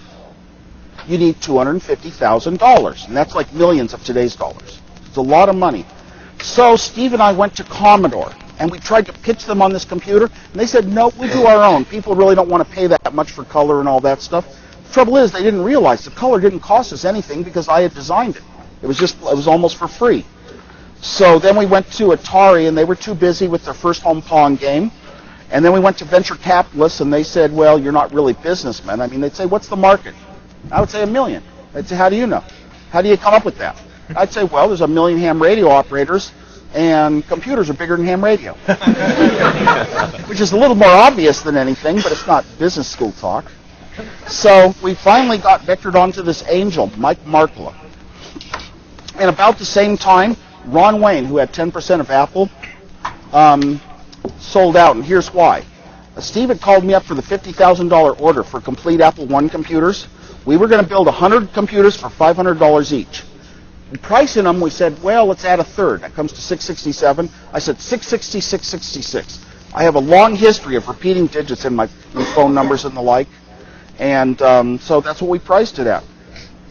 Well, we had to buy, we couldn't afford parts. So the parts would come out of a closet on a certain day, and we had 30 days to pay for them, 30 days net credit. The parts would get inserted in the computers. We'd eventually drive down to Santa Clara where they were made, then drive them home, and in the garage we set up one bench. Steve ran the business from his bedroom. He would call stores, he would call magazines, he would call parts suppliers, he would get everything done from his telephone. We didn't even have a telephone in the garage. We didn't really do any designing in the garage. We didn't do any business in the garage. But we'd bring the computers to the garage, hook them up, and see if they worked. And then put the good ones in a box and fix the bad ones and put them in boxes and put them in boxes. Then Steve would drive them down to the one computer store in the area, the Byte Shop, and sell them and get paid cash. And we had 30 days credit on the parts, and we had no lawyers, so we could cycle them in 10 days and get paid cash. And that's how we paid for the operation. Well, Ron Wayne, who had 10% of Apple, realized that if we ever didn't get paid, Steve Jobs had no money, and I had no money, and they'd come to him and they'd get his gold from under his mattresses or whatever, and so he sold out for a few $100s. his 10% of Apple, the partnership. I got introduced to this angel Markla for the Apple II, and he started realizing that, that was the hot product, that this was going to be a real big major market. The first analysts were just ready to start predicting that this market was going to be like $1 billion market. And he was talking about how in 5 years would be a $500 million company, and I thought, well, people who've been successful just talk big numbers. I'm going to keep my mouth shut. I mean, 1 million would impress me.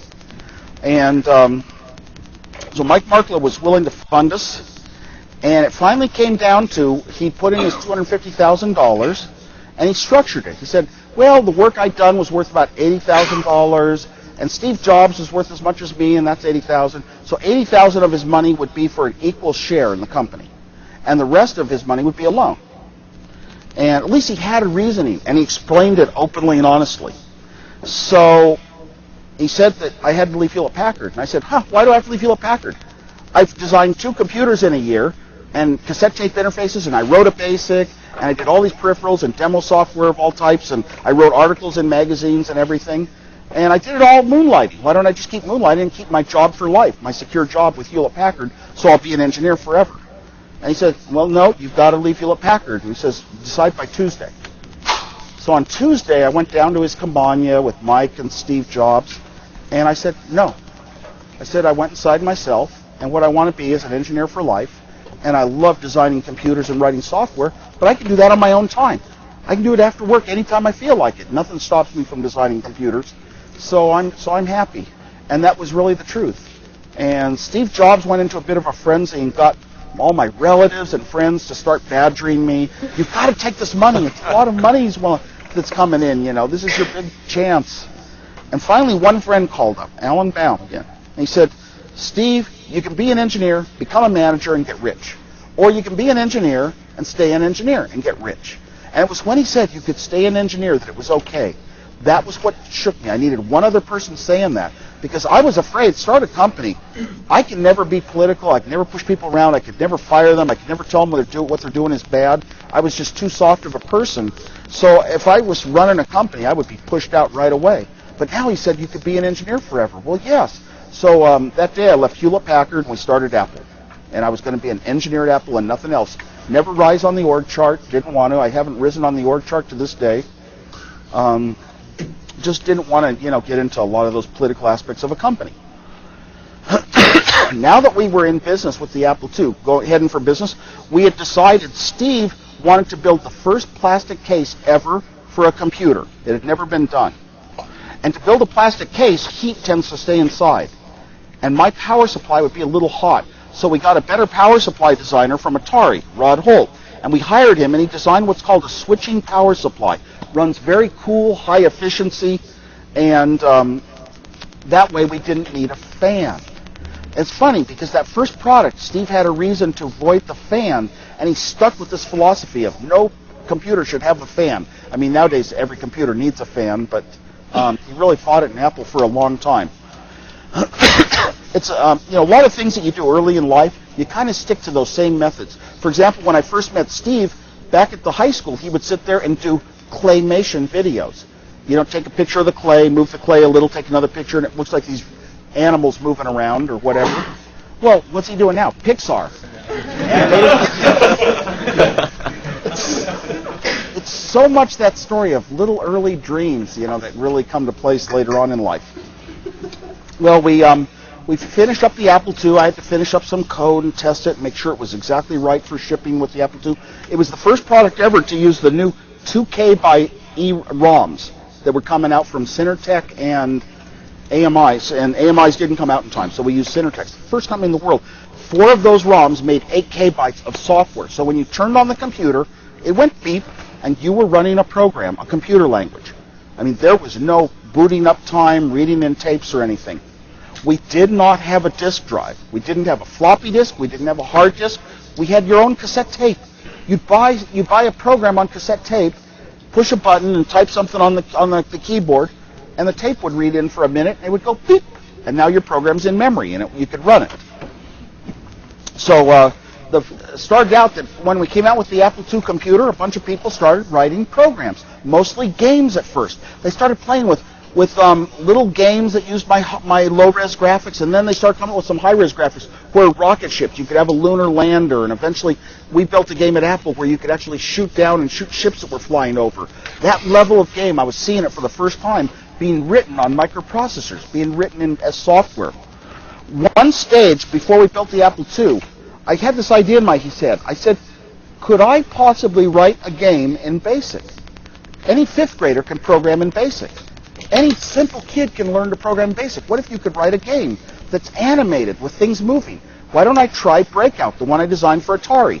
I sat down, and I put the commands into my BASIC, I put the hardware into the computer, and I wrote in about half an hour. I tried hundreds of variations that would have taken me my entire lifetime in hardware to move the score around, to change where it is, to change the ball speeds, to change the paddle size. All these things would have taken me the rest of my life in hardware. So I called Steve over to my apartment, I sat him down on the floor, and I showed him how I could retype in a little bit of the program and change the color on the TV of the bricks. And I was just shaking. I said, now that games are software, the world's never going to be the same.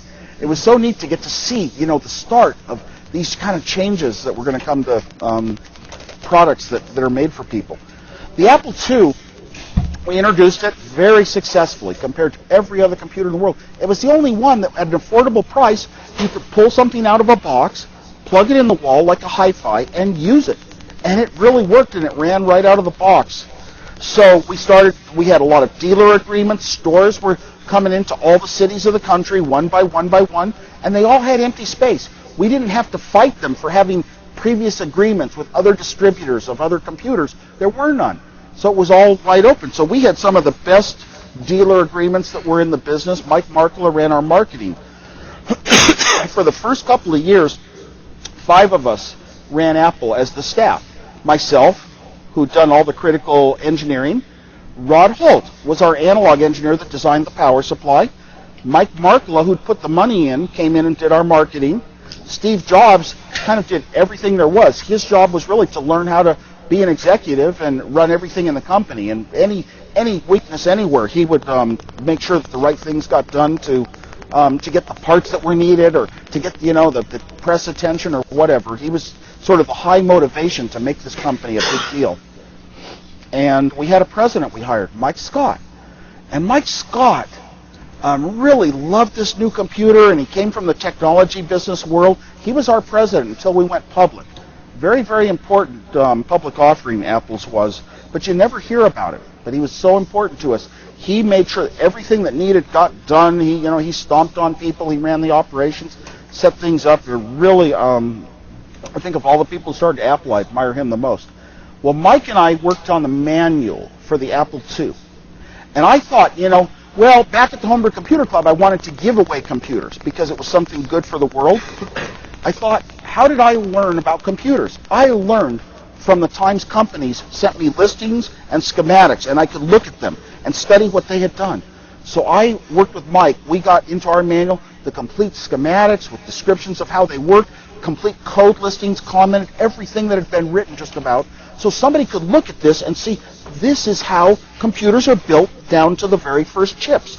This is how you actually write code to make a card of your own to plug in. And they learned all that from us. And I really wanted it to be an educational tool. And to this day, I'm very proud that that worked, because people come to me all over in my travels. People that are CEOs of companies, the Apple II was the first product I could really learn how they worked. Well, the Apple II started selling very well, but we only had a cassette tape. We didn't even have a disk drive yet. And the sales were going up. And if you sell 1,000 at a couple $1,000s each, that's a lot of money.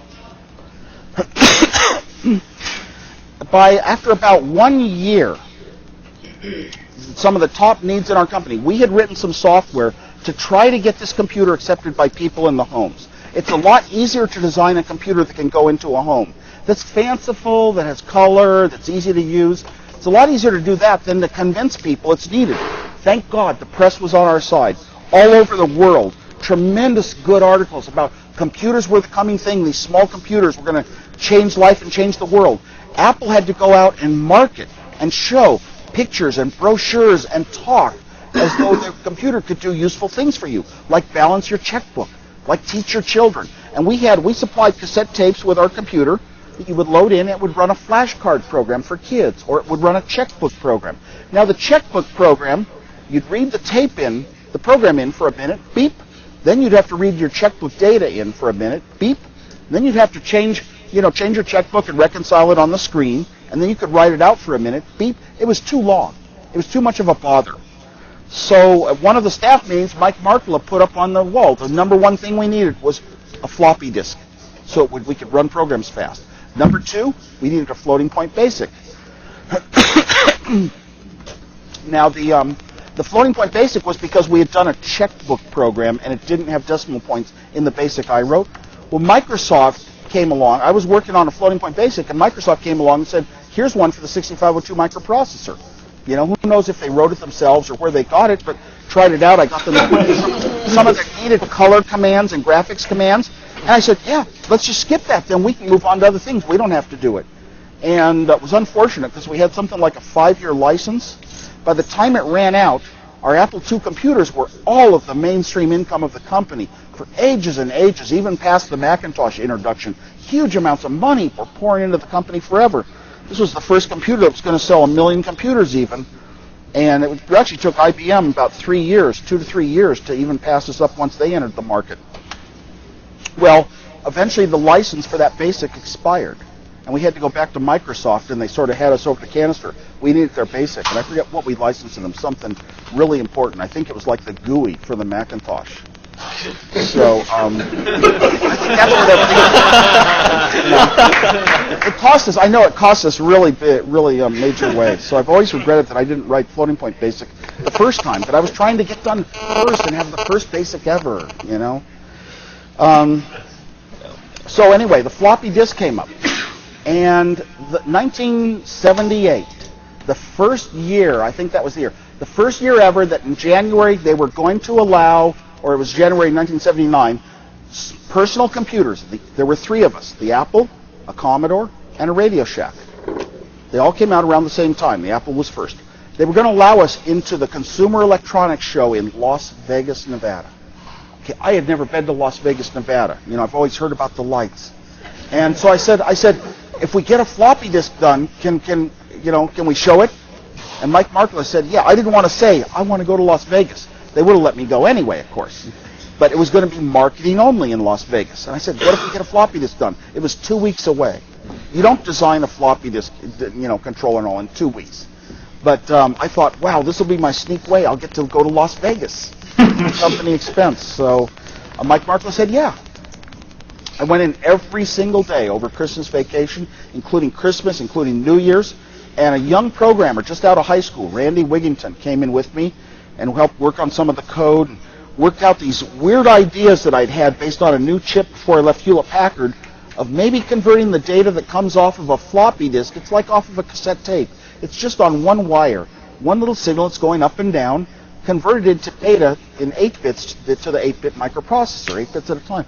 And it's a weird way they store things on floppy disks. I came up with another one of those little state machines in here, 2 chips to do a job of almost a small microprocessor. By the time I was done, 5 chips got it writing data onto the floppy disk and reading it back correctly. And boy, I didn't even know if I'd be able to do it. I was really scared when I read it back. How do you tell where the start of the data is? What if you chunk right into the middle of some bit and byte? How do you know where the bytes start and end? And I even came up with a solution for that, and I'd never once in my life been near a floppy disk controller ever before. And it was fortunate, because when you're never near it, you sit down and you design the optimal product with what you have, which is I had a microprocessor that could do some calculations and interact in the timing, and I had my knowledge of chips and how to build them. So I built this thing in 5 chips, and I said, well, how come our competitors have 30 to 50 chips? I must not have done something that floppy disk controllers need. So I took a competitor's circuit, and I reverse engineered it and studied it, and I found out in the end mine did more. So I knew I was on to another big winner like the Apple II. And we took the floppy disk to Las Vegas, be walking down the street, 17-year-old Randy Wigington. I taught him how to play craps. He won some money. And it was fun. I remember teaching Steve Jobs how to play craps there. I'd been to Reno. So the first night before the show, I sat down finishing up the little bits of code that would give us a floppy disk where we could say, run checkbook. or run color math, and the programs would come in and run. And I got it finally working about 6 in the morning, and I said, better back it up. I had 2 floppies only. Better back it up. So I'd stick one floppy in, type in some commands to read track 0, stick the other floppy in, type the commands to write track 0. Back and forth, read, write, 34 tracks of data. And when I was all done, I looked at the 2 floppies, and I sort of realized that I'd copied the bad one onto the good one. But we did manage to show the floppy disk, and it was a huge hit. About the same time, a program outside of Apple got written, the first spreadsheet program, the first Excel-like program ever. It was called VisiCalc. And with VisiCalc, a small businessman could put a table of numbers on a screen and go by and modify them month by month by month, make small modifications to how his business was going to run and see the end results. And in half a day, a small businessman could get more work done than in a lifetime of doing it with pencil and paper. All of a sudden, this program, the floppy disk, came out. We had the computer, the floppy disk to make things fast. VisiCalc came out, and all of a sudden, our sales expanded 10 times.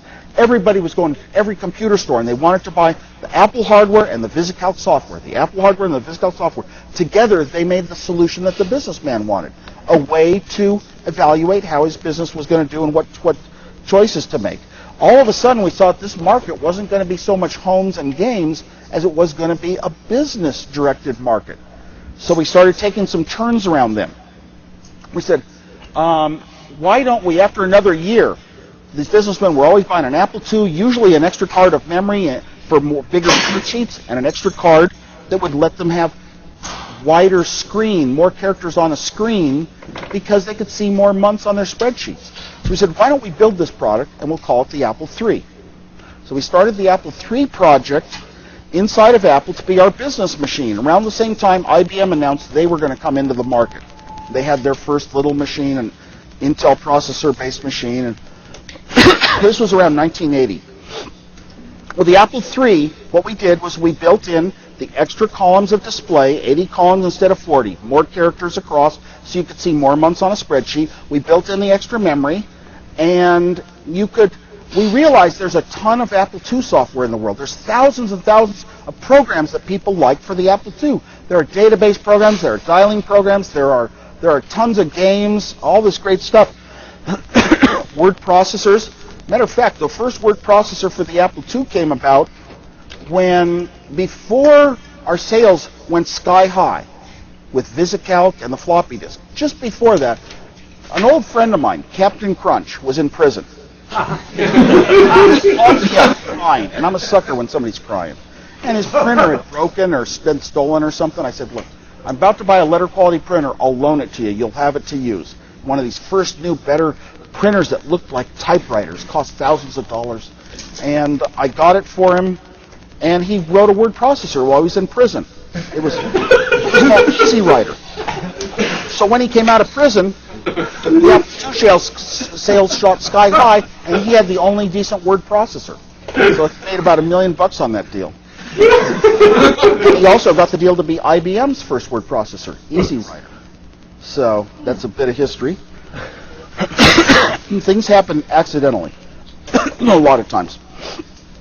Okay, so we got this Apple III, but we built it in 2 modes. It was built very much like an Apple II, but you could flip a switch and boot it up as either an Apple II or flip the switch the other way, and it would boot up as a totally different machine, an Apple III. It would run a different operating system off of a different floppy disk. So it was 2 machines in one. And we actually put chips in to disable the Apple II features. So we actually took away features that people wanted on the Apple II. If you booted it up as an Apple II, it didn't have the wide screen. And if you booted it up as an Apple II, it didn't have the extra memory. Because we wanted people to get familiar with the Apple III is for the big jobs, and the Apple II is just for games and home hobby type stuff. So I think that was a big mistake. But it was marketing. We decided when we started, Mike Markler said, we're going to be a marketing-driven company. Kind of the opposite of Hewlett-Packard, which is an engineering-driven company back then. Shortly after the Apple III never took off.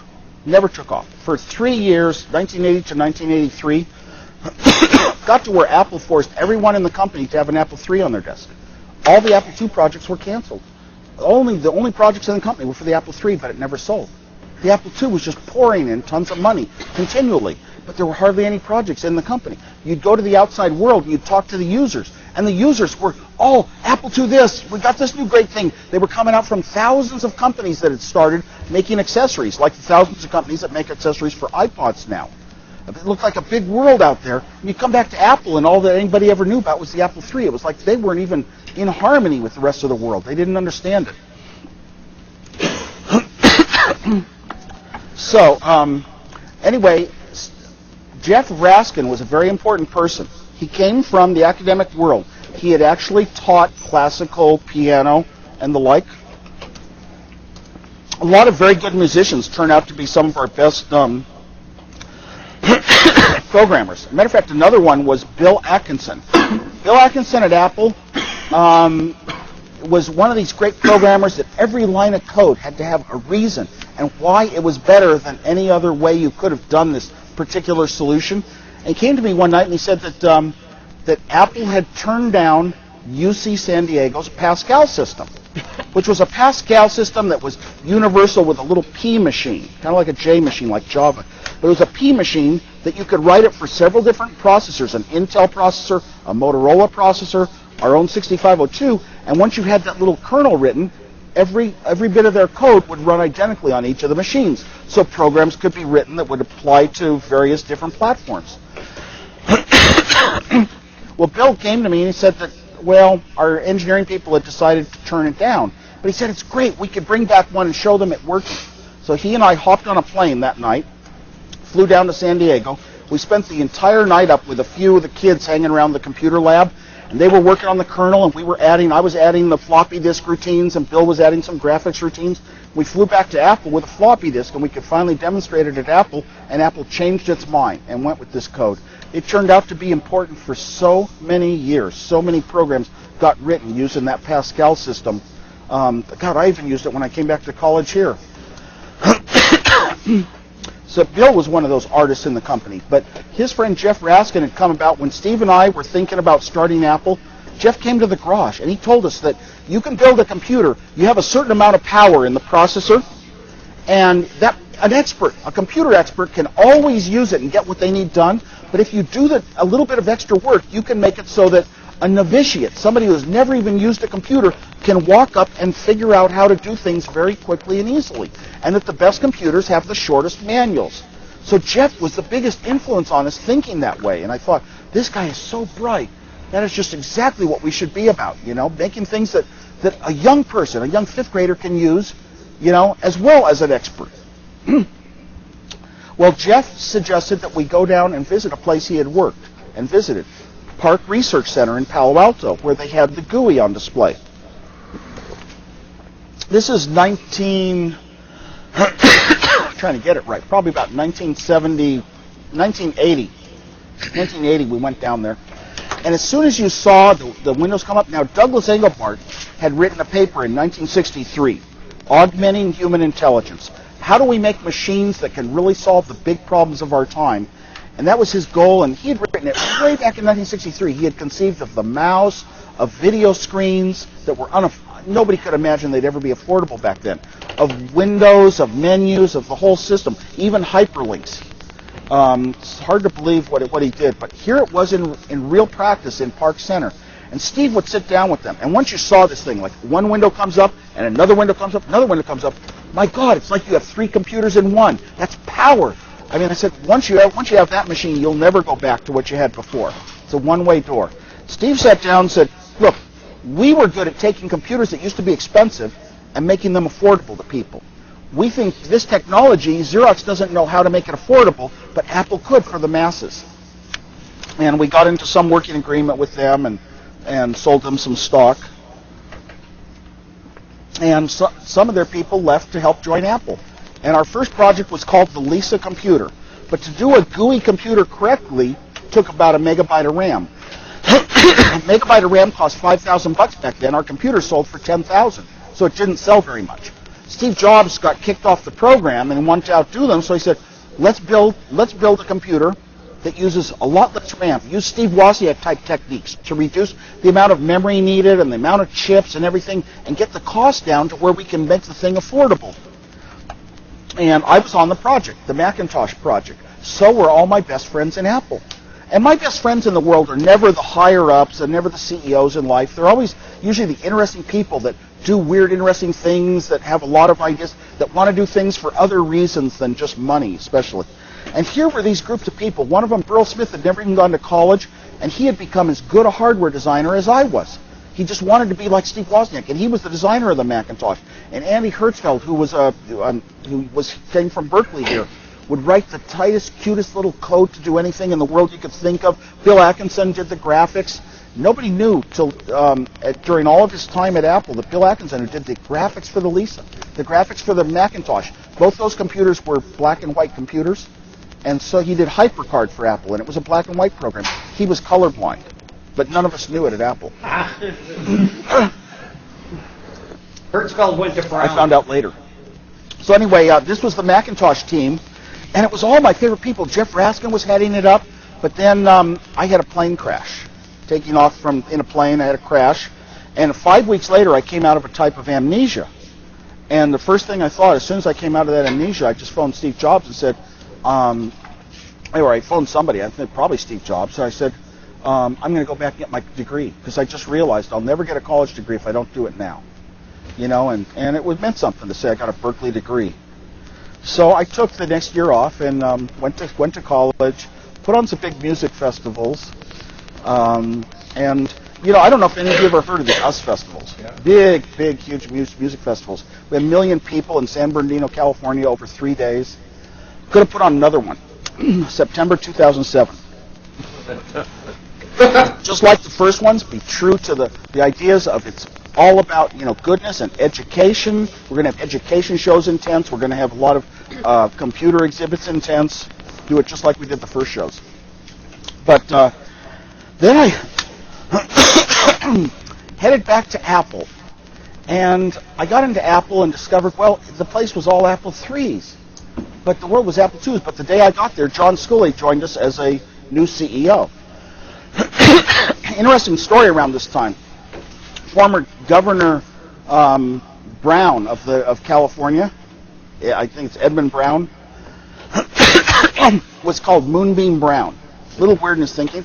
Jerry Brown, sorry. So Jerry Brown came and he visited the campus, and Steve Jobs asked a friend of mine to show him around.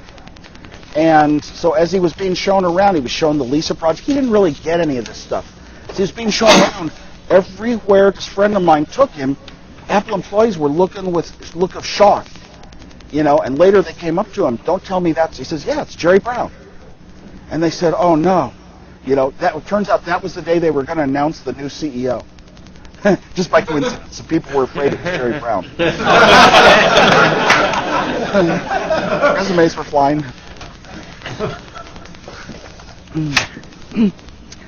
Well, John Sculley joined us, our CEO. First thing he did, had a big meeting and realized the Apple III wasn't selling, that we were going to put the Apple III into a percentage of the company relative to its revenues, and reorganize things and bring back a lot of Apple II projects. And I got involved again as an engineer, and eventually we came out with the Apple II GS product, which had graphics and sounds, and took the Apple II a bit further. I'm going to stop at this point, and I think we're going to get a lot more out of question and answer period.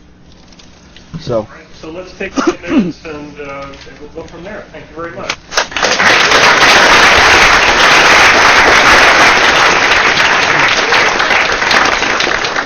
A minute break or something, all right? Long class. My throat is barely making it. Hey, David. I'll make it. Yeah. You're kidding. Really? All right. It wasn't very good though. Why did we meet there?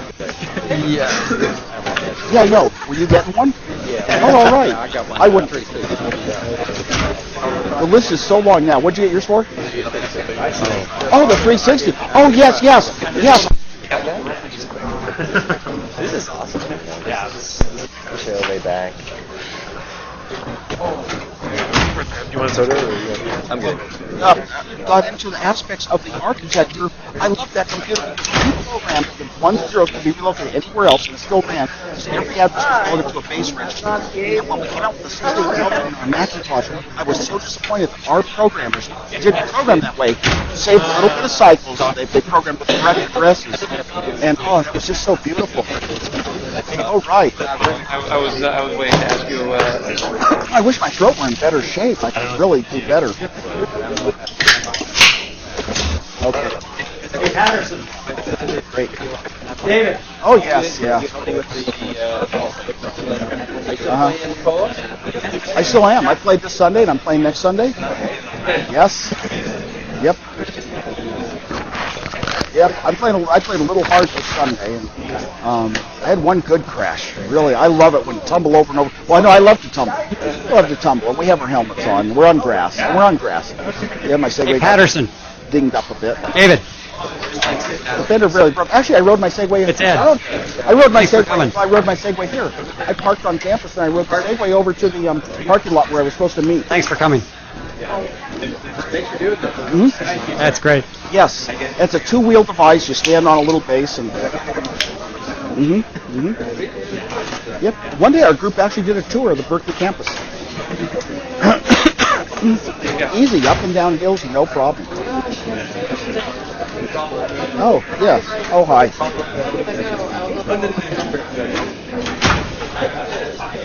Oh, great.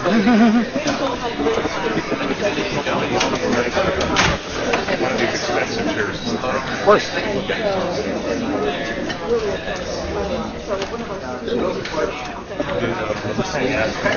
UW 1, 2, 3. He's not that much into it anymore. He's not that interested. I was just at the Segway convention in Long Beach. In Long Beach, we just had a convention. I was a speaker and he was a speaker. All he spoke about was how horrible this one group of trying to get Segways to disabled vets. How it was so wrong to imply it's a medical device, and all he could have said it once. He said it 30 times. And it was such a, why do you say such a negative thing 30 times? But those people, yeah, they're going to get in so much trouble, and they're just going to have to feel bad if somebody gets hurt on one. How would you feel? And I'm thinking, this is the guy that convinced 50 states to not require helmets. And I wear a helmet because I'm sure that the death rate is 100 times that of bicycles per mile because of the helmet. Is he talking about Only 3 states have helmet laws on Segways. I think it's just wrong. Yeah, and this is the guy saying that, oh, you're going to advise somebody to get a Segway and they're going to get hurt by it. No. Yeah, and there were a bunch of disabled vets that said how much it helped Hey, them Steve? get around. Yeah. Get Woz to walk in front of the camera for a sec. We're understanding. I'll do another view. You're on. Hey, Woz, Julie's here. Hi, Steve. Hi, wherever you are. Oh, there you are. Excuse me? That's my goddaughter. I'm glad to see your throat's doing okay. Oh, Yeah. my throat's not doing perfectly, though. Just drinking lots of tea. If you were here, you could tell better. Yeah, probably. Well, I just wanted to say hi. Made it. Okay, good to see you. Thanks for doing this, Woz. We really appreciate it. That was Ed. Hella random. Huh? That was hella random. Yes. Three straight out. And who's it to? To Carla. Carla? Yeah, because it's my fault. Thank you. It's fun. I mean, All right. check my email, both my work email and my personal email. Your bathroom break or anything else? No, just tea.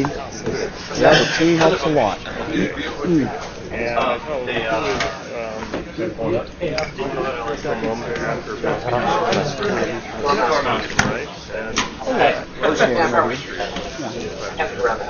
Where's the camera? The camera, it's automatically.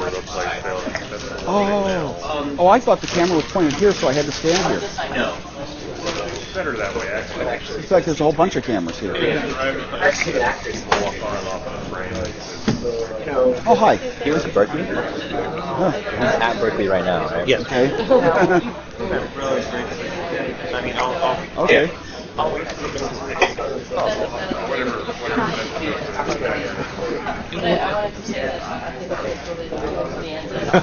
yeah. I had to. Well, actually, I had a deal with my parents where they said Colorado was so expensive that they would give me 1 year at Colorado, 1 at De Anza. And actually, I chose De Anza for my first year because they'd throw in a car. It was that much of a difference. They'd throw in a car, but then I signed up for classes. I couldn't get chemistry, calculus, or physics. And when you're the top student in math and science and you don't get those three, it's like your life is shattered. But I had paid the fees for the dorm hold and the tuition hold at University of Colorado. So even though they had started classes, I got on a plane and flew out late. But I chose that for my first year. So really the deal was De Anza was my second year anyway. Then I had to work to earn the money for my third year here. And then, actually, when I left here, I only took 1 year off to work to earn the money for my fourth year. But I got this great job at Hewlett Packard, and it led to Apple. And so I never got back. I never got back for 10 years, but I really intended to, yeah.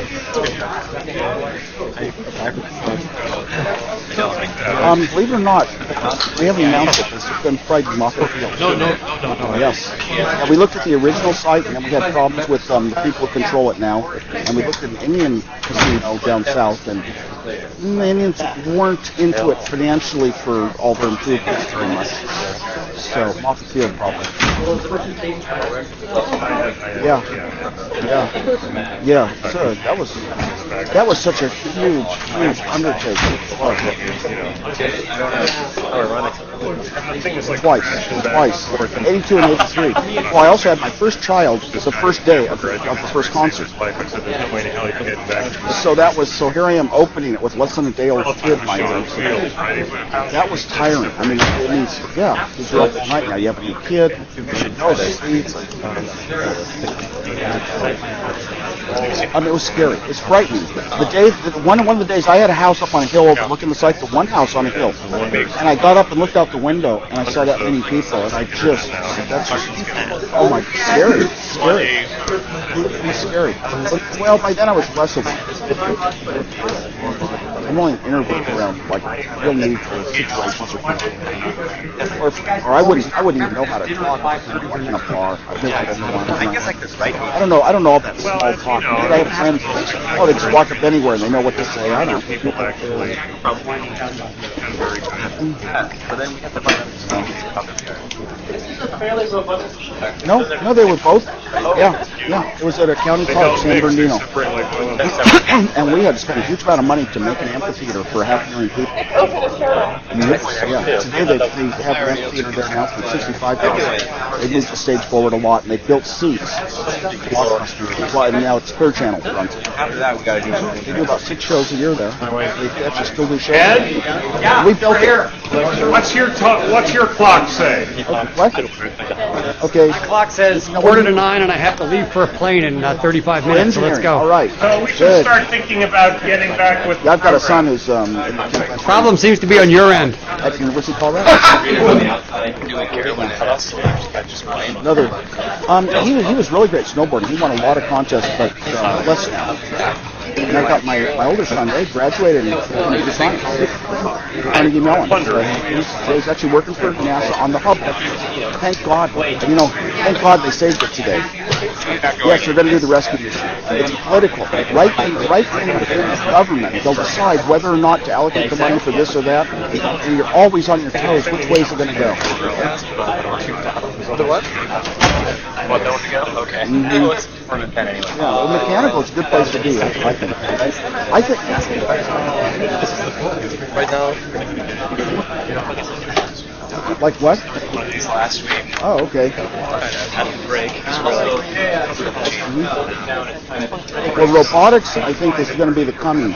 Somebody's going to do the Apple II of robotics again. I really believe that, because that involves the software, some electronics, and hardware. It's going to be a coming field. Psychology always interested me. After my plane crash and my memory problem, so when I came back here, I almost didn't graduate because I didn't take engineering courses. I took psychology courses for majors. Psych? You ever had statistics? Oh, okay. I'm an expert. Oh, this should be okay. I want a refill. I want a refill. Well, I helped you make that more concept. Oh yeah. Listen to it. So when I turn my wrist, hours, minutes. So that's all you want. Hours. Hold on. Hours, minutes.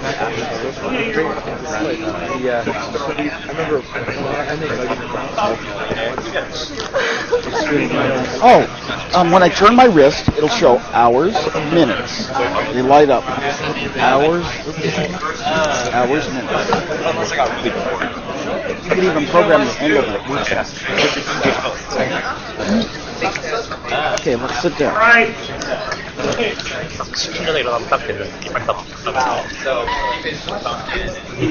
W? Everybody ready? We are. So what I'd like to do for the rest of the class is talk a little bit about things that link up with themes that we've had in this class earlier. And that'll be the instructors taking their privilege here with Mr. Wozniak. And then we're going to have questions from the people who have become experts in the course, who prepared to ask questions tonight. And we'll have general course questions, and then we'll have questions from the floor. So it's a packed thing, but I will talk fast, and hopefully that'll help. One of the themes that we've been dealing with in the course, which I think has been very interesting, is if you look at the innovators from really the deep history of this subject, people like Pascal and Burroughs, they were unique because they were steeped in this technical environment that only a few people alive at that time were exposed to, but they also had this poignant knowledge of human need. So there were only a few people on the planet who were miserable because they had to fill out tax returns or who did banking chores, and these people actually ruined their health. And people like Pascal came from a place where they knew both of those people. They knew not only the opportunity, but the need. And I'm wondering if, there's a parallel that you came from this world at Sunnyvale, which knew about the technology tremendously, and then you go through a phase where you go to different communities, like the hippie community, and you reinvent this different side of things. Can you kind of trace how the need and the technology came together in your head? To tell you the truth, I think that when I discovered that I could have that computer in my life, I was going to have it, no matter what. And I didn't really think it was. The Homebrew Computer Club was rare because it made it more important. Made it important to do it now, to do it quick. It brought some facts to my attention, some parts that existed, but actually the goodness that we were doing for the world, that we were really going to, all of a sudden, make people more into masters than slaves. If you were a programmer at work, you might be a really low-level type person. You'd write a program on paper and go to a little window and pass your program in. Somebody would type it on a key punch and hand you back some cards. You take them to a window and hand it in, and eventually you get printout from the computer. And it was like you never saw the computer. It wasn't you. It was owned by the other party, and that made them more important. And you were less the master and more the slave. So we had this great little windows. I mean, the Apple II really allowed so many people to become masters. They would take their own computers into work and say, I've got a computer. I can run these little calculations with VisiCalc and get the answers before the company computer can easily. And it was really working for there. And also when the Macintosh was introduced, there was a little bit of a window of more of the humanization coming to computers, where the human was more important than the technology, and the technology would bend to the human way of doing things rather than forcing the human to bend to the way the technology was. So you talk in the book about engineering companies and marketing companies, and how those two have to get together ultimately, because with VisiCalc you ended up having 10 times the market you thought you would. If you were second guessing, actually, Hewlett-Packard was an engineering-driven company, but who were the customers? The customers were engineers. Who was designing the products? Engineers. So they kind of understood the needs of the customers in a lot of cases very well. So when you generalize beyond that, though, when you're at Apple, what were the things they did right and did wrong to notice these opportunities that neither of you knew going in? Nobody knows they want to have a fully assembled computer. Somebody tells them. Nobody knows that there's this VisiCalc thing which is going to multiply your market 10 times. What are the things that the company was good at listening to match up those opportunities? Boy, it's tough to say. I mean, we had the perfect marketing for the Apple II. Since it all came out of me, it was just one person. You can, whatever, it's going to do my jobs. I had two goals. this program, it has to be able to program my work at Hewlett-Packard, so I don't have to wait for the company computer. I can do it right at my desk, easier, better, faster, and it's got to play games. Those were the only goals. When we started the company, we had a few goals that, yes, we've convinced people it would let you do your checkbook or keep your recipes. Therefore, it belongs in the home. And actually, it didn't come to do a very good job of either of those at first. It was a long, long time. But it gave us the motivation to start getting the message out there and get known. And people started buying it, thinking, yes, I'll try this out, the experimenters. I'll try and see how it affects my real home life and improves it. And then we just watched the market. When the market spun off in one direction in business, or they started buying a certain kind of program, we get to work and enhance that area. Yeah, and it was really easy because we were the market leaders. So you start off in this world where you basically want the company to make at least one copy so you can own it, and you end up in this place where you're being driven by traditional patent incentives and all that rigmarole, which coming in it doesn't sound like you were particularly paying attention to. Well, actually, yeah. there was a switch over in some of that regard, thinking about it as a product for a company and not just a giveaway. I gave away the Apple I, but with the Apple II, we really were cautious. We only showed little bits of it. I think one of the main times I remember taking it down to the Homebrew Computer Club was to show off my game Breakout, all programmed in BASIC, but I had a special key I could type that would make the paddle jiggle a bit but never miss the ball. So I let one of my friends, actually it was Captain Crunch, play it, and he thought he was able to play this game and never miss, and everybody clapped when he won it. But it was really built in. But we didn't really pass out schematics. We didn't pass out listings. And we got early on when Mike Markle invested, we got an agency to help come up with a logo and discuss the name. They tried to talk us out of Apple, and we said no. Computers for people are going to have that selling it to people. They've got to think it's something healthy and friendly and non-threatening, not the computer terms of the day. And we also got, lawyers that basically told us where to put the copyright notices. So I was one of the lawyers who fought over the copyright notices after they were put on the chip. And one of the questions, the last question I want to ask tonight is, you mentioned in the book that there was a company called Franklin, which made what you call clone today, I suppose, chip for chip. I was shocked. Chip for chips were the same. They were in the same position. They had the same PC board. All they did was take pictures and Xerox it. And I thought engineers are taught all the techniques to design things. How could somebody just go out and copy? How could any engineer have that mentality? I thought engineers were the finest people in the world because they designed new things. They learned all the mathematics to do it. Well, how could they apply their learning to just copying? I was shocked. I was at a trade show once, the press was gathering around. I was arguing with the president of the company. I said, "I'm your chief engineer." So he finally said, "Okay, you're our chief engineer."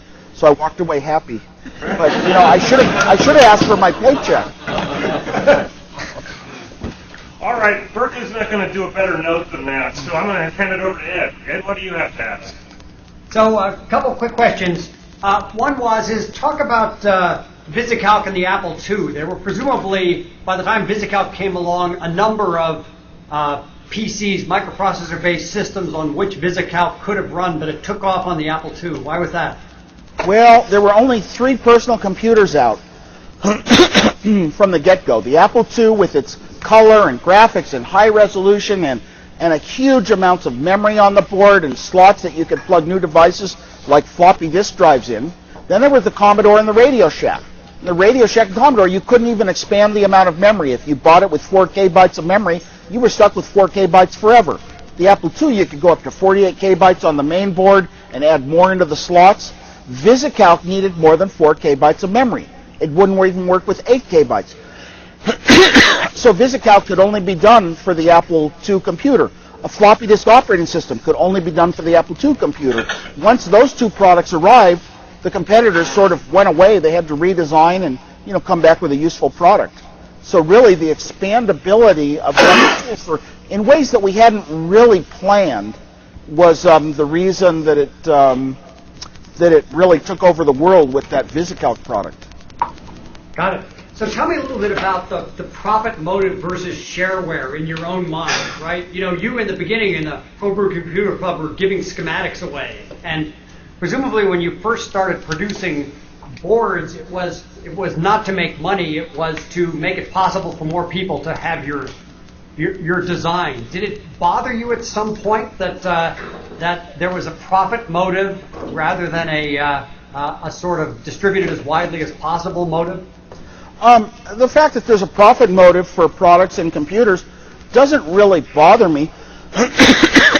I chose for a long time to be on the, as much as I wasn't doing for profit, I mean, our Hewlett-Packard products were for profit, as much as I was doing in the way of computers that I could do for free to help other people get there and help the world, I was willing to do that without profit and didn't really even really want it turned into profit that much. But once we started Apple and I agreed to, well, yeah, it was the right thing to do, because if you make a profit and have a successful product, that just means you're earning money off of something good you did, something good you're bringing to the world, and it's earning you the money really for your company to build another product that's better.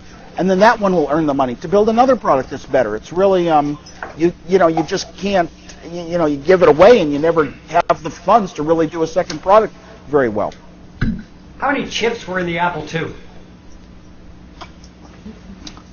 The Apple II, it'd be tough to guess. I think it's probably about 30-some chips plus RAM. Maybe 30 chips plus RAM, and RAM would be 8 chips for the minimum. 8 chips would amount in an Apple II to either 4K or 16K bytes. Right. So I was going to just mention a couple things. One was that Bill Atkinson and Bud Tribble both have the same story, which is they were UCSD undergrads and then came up to the University of Washington for grad school. And Atkinson lasted, I think, only a couple of weeks before he dropped out and went to Apple. And then he and Steve kept trying to recruit Tribble, and eventually after a year or two, Tribble was in an MD program here, dragged him back down there. But it's funny that these guys went through the path that connected San Diego and Washington. Yeah, and those two were two of the, of all the engineers you work with, only a few you think you would call artists, that every little bit, even of their code that you can't see, has to be that perfect and that well done. Yeah, so we were lucky to have both of those two. Yeah, and they were both, I think, doing sort of early visualization work at UCSD. They were in physics or something like that down there, and were doing, I'm imagining it's sort of pen plotter graphics sorts of stuff, but had a graphics background from that. Yeah, actually at one point, Bill Atkinson had gone down to UCSD where he had heard that there was the only set of slices of a human cortex. Right. And he really wanted to have this idea to digitize all the points, read them into a computer, and then display the thing as connections of all the paths and folds of the not just the cortex, but the entire brain, and display them in colors, and he made it sort of an animated movie. He had the thing, he got the different slides and got all the points, and then he had a computer that he would render. He could only use the computer at nighttime because it was always used by other people on the campus during the daytime.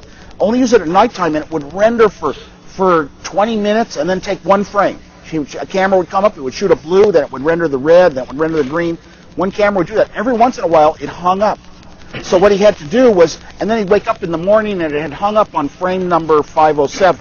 So what he did was he put a little circuit that he built that was a timer that said if it doesn't take a picture within so many minutes, sound an alarm and wake me up, and he would sleep there next to the computer. And he created this incredible movie of the human brain, and then one of his pictures that came from it was on the cover of Scientific American once, and he never got one bit of credit. It was all his idea and work.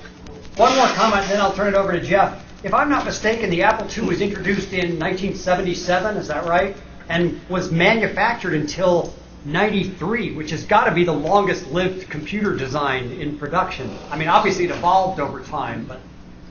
Yeah, the Apple II changed very little in most of that time.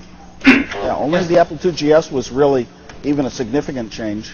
Right, so 16 years for what's fundamentally the same machine is absolutely mind-boggling. And right, the Mac was introduced in 84 and probably didn't equal the Apple II's profits until the 90s sometime, I guess. Yeah, I'm not sure where. We knew that the Macintosh would eventually be, the majority of it, but in the late 80s, yeah, I was disappointed because all of a sudden the company was almost acting like the Apple II didn't exist, and that was, it was all of our money pouring in. Well, I think the design longevity speaks to the quality of the original design. It's completely remarkable that they were selling this thing 16 years after it was originally introduced. Yeah, I don't really care about any credit for creating the world of personal computers or creating the company Apple, but I do want credit for having done an incredible job of hooking wires between chips in very unusual ways. And people that can judge those things look at my schematics and tell me that. I want to be known as a good engineer, and it's, that speaks of my academic background. Yeah. Let's turn it over to Jeff at San Diego. All right, I don't want to take too much time away from everybody else who's here. I just have one question. I was struck by something that you said at the beginning of the evening, where when you were young, everything around you in the world seemed new. Does the world still seem new to you now? I think, we're all born as babies with curiosity, trying to explore and figure out how things work and feel and look. And, everything was so new and all that. In technology these days, you're right. I don't really get the same feelings as much. Technology really starts at the low level, the level of atoms, and sometimes I'll read about a new nanotechnology product or material that has some promise and say, whoa, if that works out, the sort of products that we're going to have may not show up for a decade or more. But boy, it's going to change life as we know it. It's almost the same as the way they talk about genomics possibilities. So those sort of things excite me, but I don't have enough time to actually get my hands on it. An inventor wants to have an idea, go into the lab, hook it up, build it right away, test it out, and come back a week later and see that it works or something, or is that idea good or is it bad? That's how an inventor has to be, right away on their own, doing all the different tasks, the multidisciplinary tasks involved, the design, the software, the hardware, this and that. And I don't have time to do that these days for various reasons. So I think that's part of why I'm not as excited about certain aspects of technology now, or seeing this is so new, whoever thought of this happening. Great, thanks. You still seem very excited and passionate, though. Well, there's a lot of great products here. Huh? I'm a gadget guy, so there's more gadgets than we ever had before. All right, Steve, why don't we move on to the next? Yeah, and I think one of our experts is in San Diego, isn't he? Yes, I am. So it's your turn. Okay. I have one question. About 6 weeks ago, David Brin wrote an article for Salon titled Why Johnny Can't Code. And he writes, the simple programming language BASIC used to be on every computer a child touched. But today there's no easy way for kids to get hooked on programming. I know personally that I learned how to program in BASIC on a personal computer. And I was wondering if you think that removing BASIC or programming languages from modern computers is going to have an adverse effect in the future on computer programming and electrical engineering. Yes, I do. I think that very often, exactly what you're saying. That young kids have an easy-to-deal-with language where they can sit down and write, even on their own, the programs that we see on computers to this day are so far beyond them with the sort of programming systems that they're written with. It's something that, an expert can do, but not the beginner. And yet, there have been languages where the beginners could do it. We had one at Apple called HyperCard. It had the visual graphics, menus, everything on your computer, and you could program it in a simple English-like language. Very often I like to sit down with just AppleScript. All these simple languages, you can sit down with an idea and test them out right away. BASIC was that way, Fortran even. It is a shame that we don't even, computer science, like computer programming, really hasn't gotten into our schools in a very major way when you consider that the computer is the most important academic instrument of our lives, and it's been here for so long. At first there was a move towards, maybe computers should be part of our curriculum. But what are schools ever going to give up? They're not going to give up the same number of hours of history, mathematics, English that they have now. So they're not going to modify. I think we'd be better off not to teach history.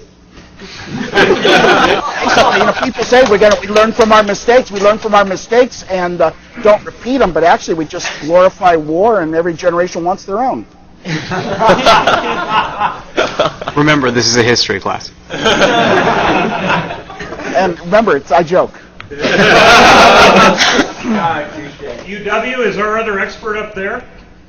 Got any questions? Yeah, I got a question. So, when you were building the Macintosh, who were you building it for? Was it for like home users, businesses, small business, big business? Like who were the users? you were designing the Macintosh for? The Macintosh was designed for all of the above. It was designed to be a system that a raw beginner could use, but the most expert person could use. It was designed to be a system with bitmap graphics with high-quality characters on the screen. Eventually, laser writers were in the plan to have, you could print documents that looked like they came off of high-quality typewriters. These are things that business, so I'd say probably the central thinking was for small business. Initially, we marketed the Macintosh to some Ivy League colleges and similar ones, largely out east, under the guise that people don't want to know what's in a computer anymore. They don't want to know what processor it is, what speed it runs. All they want is a nice machine that does their report for school and takes away the technology. And I think that largely came from Steve Jobs. He was never really an engineer or a programmer, and I think he always wanted computers to apply to the people that weren't. So open it up to students at UW. Anybody else? I have a question. At Microsoft, Yeah. I'm interested in this shift. I mean, you didn't really expect it, but eventually business users were something like 90% of your market, right, when VisiCalc hit it big. And at the same time, when we got into the 80s, the PC sort of by 83 was starting to overtake the Apple II in business.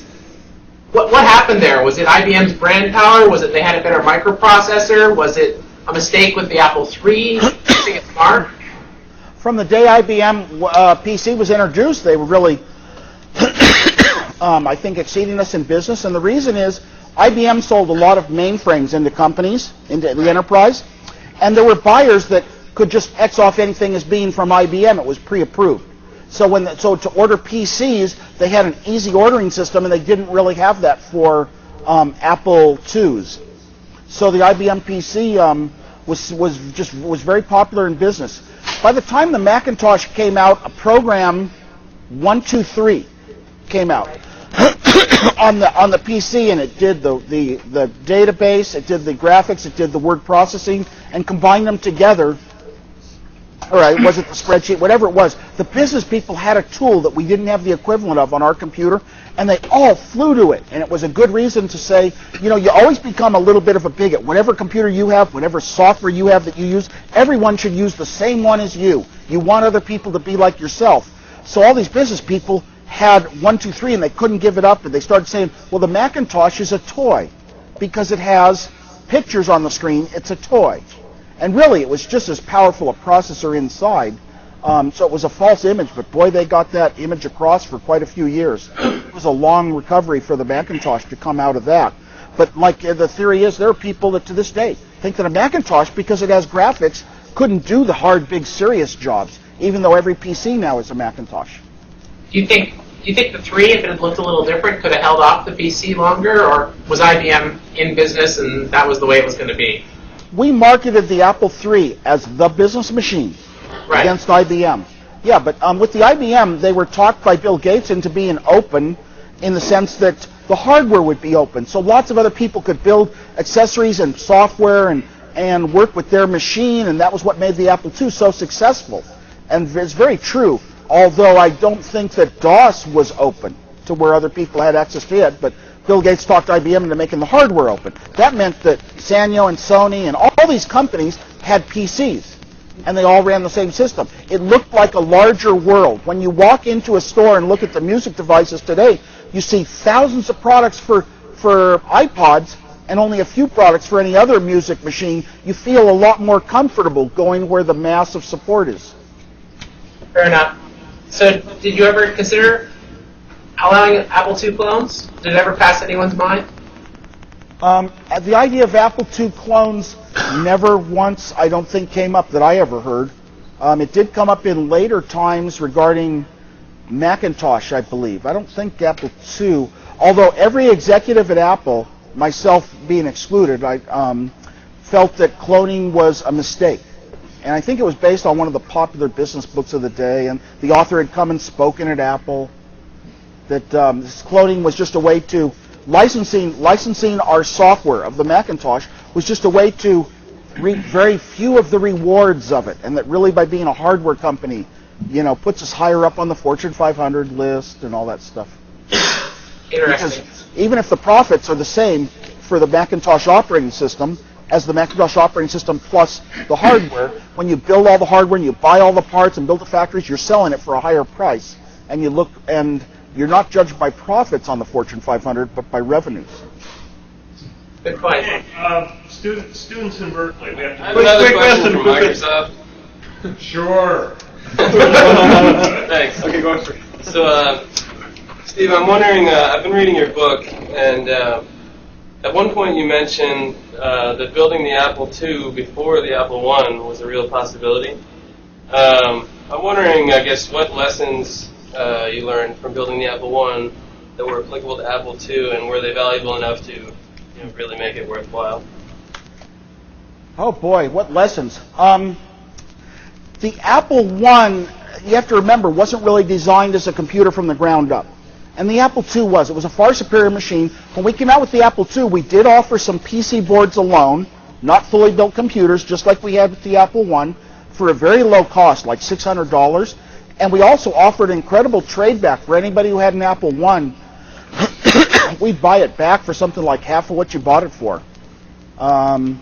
We really didn't sell very many Apple I's. We built 200. Maybe we sold 150 of them. So it was such a small number. I just wouldn't compare it that way. The Apple I was a needed step to sell when we did. The Apple II wasn't really sold till a year later.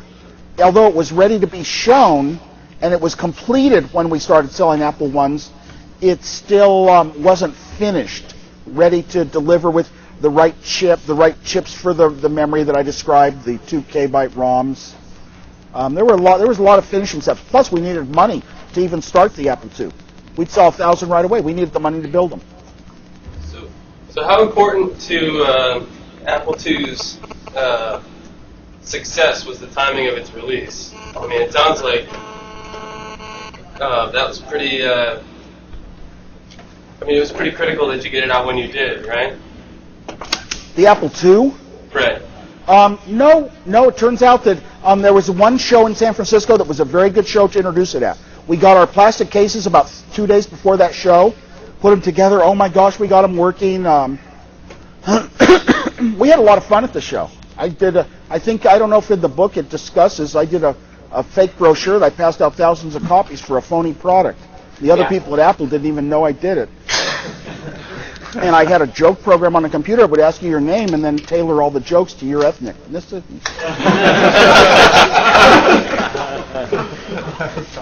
Quick question. Just wondering why you left Apple, if you don't mind sharing it with us. Why I left Apple after a plane crash, because Apple was now to a point that I had done those critical starting projects and been the critical engineer for quite a while and been so successful at all of them.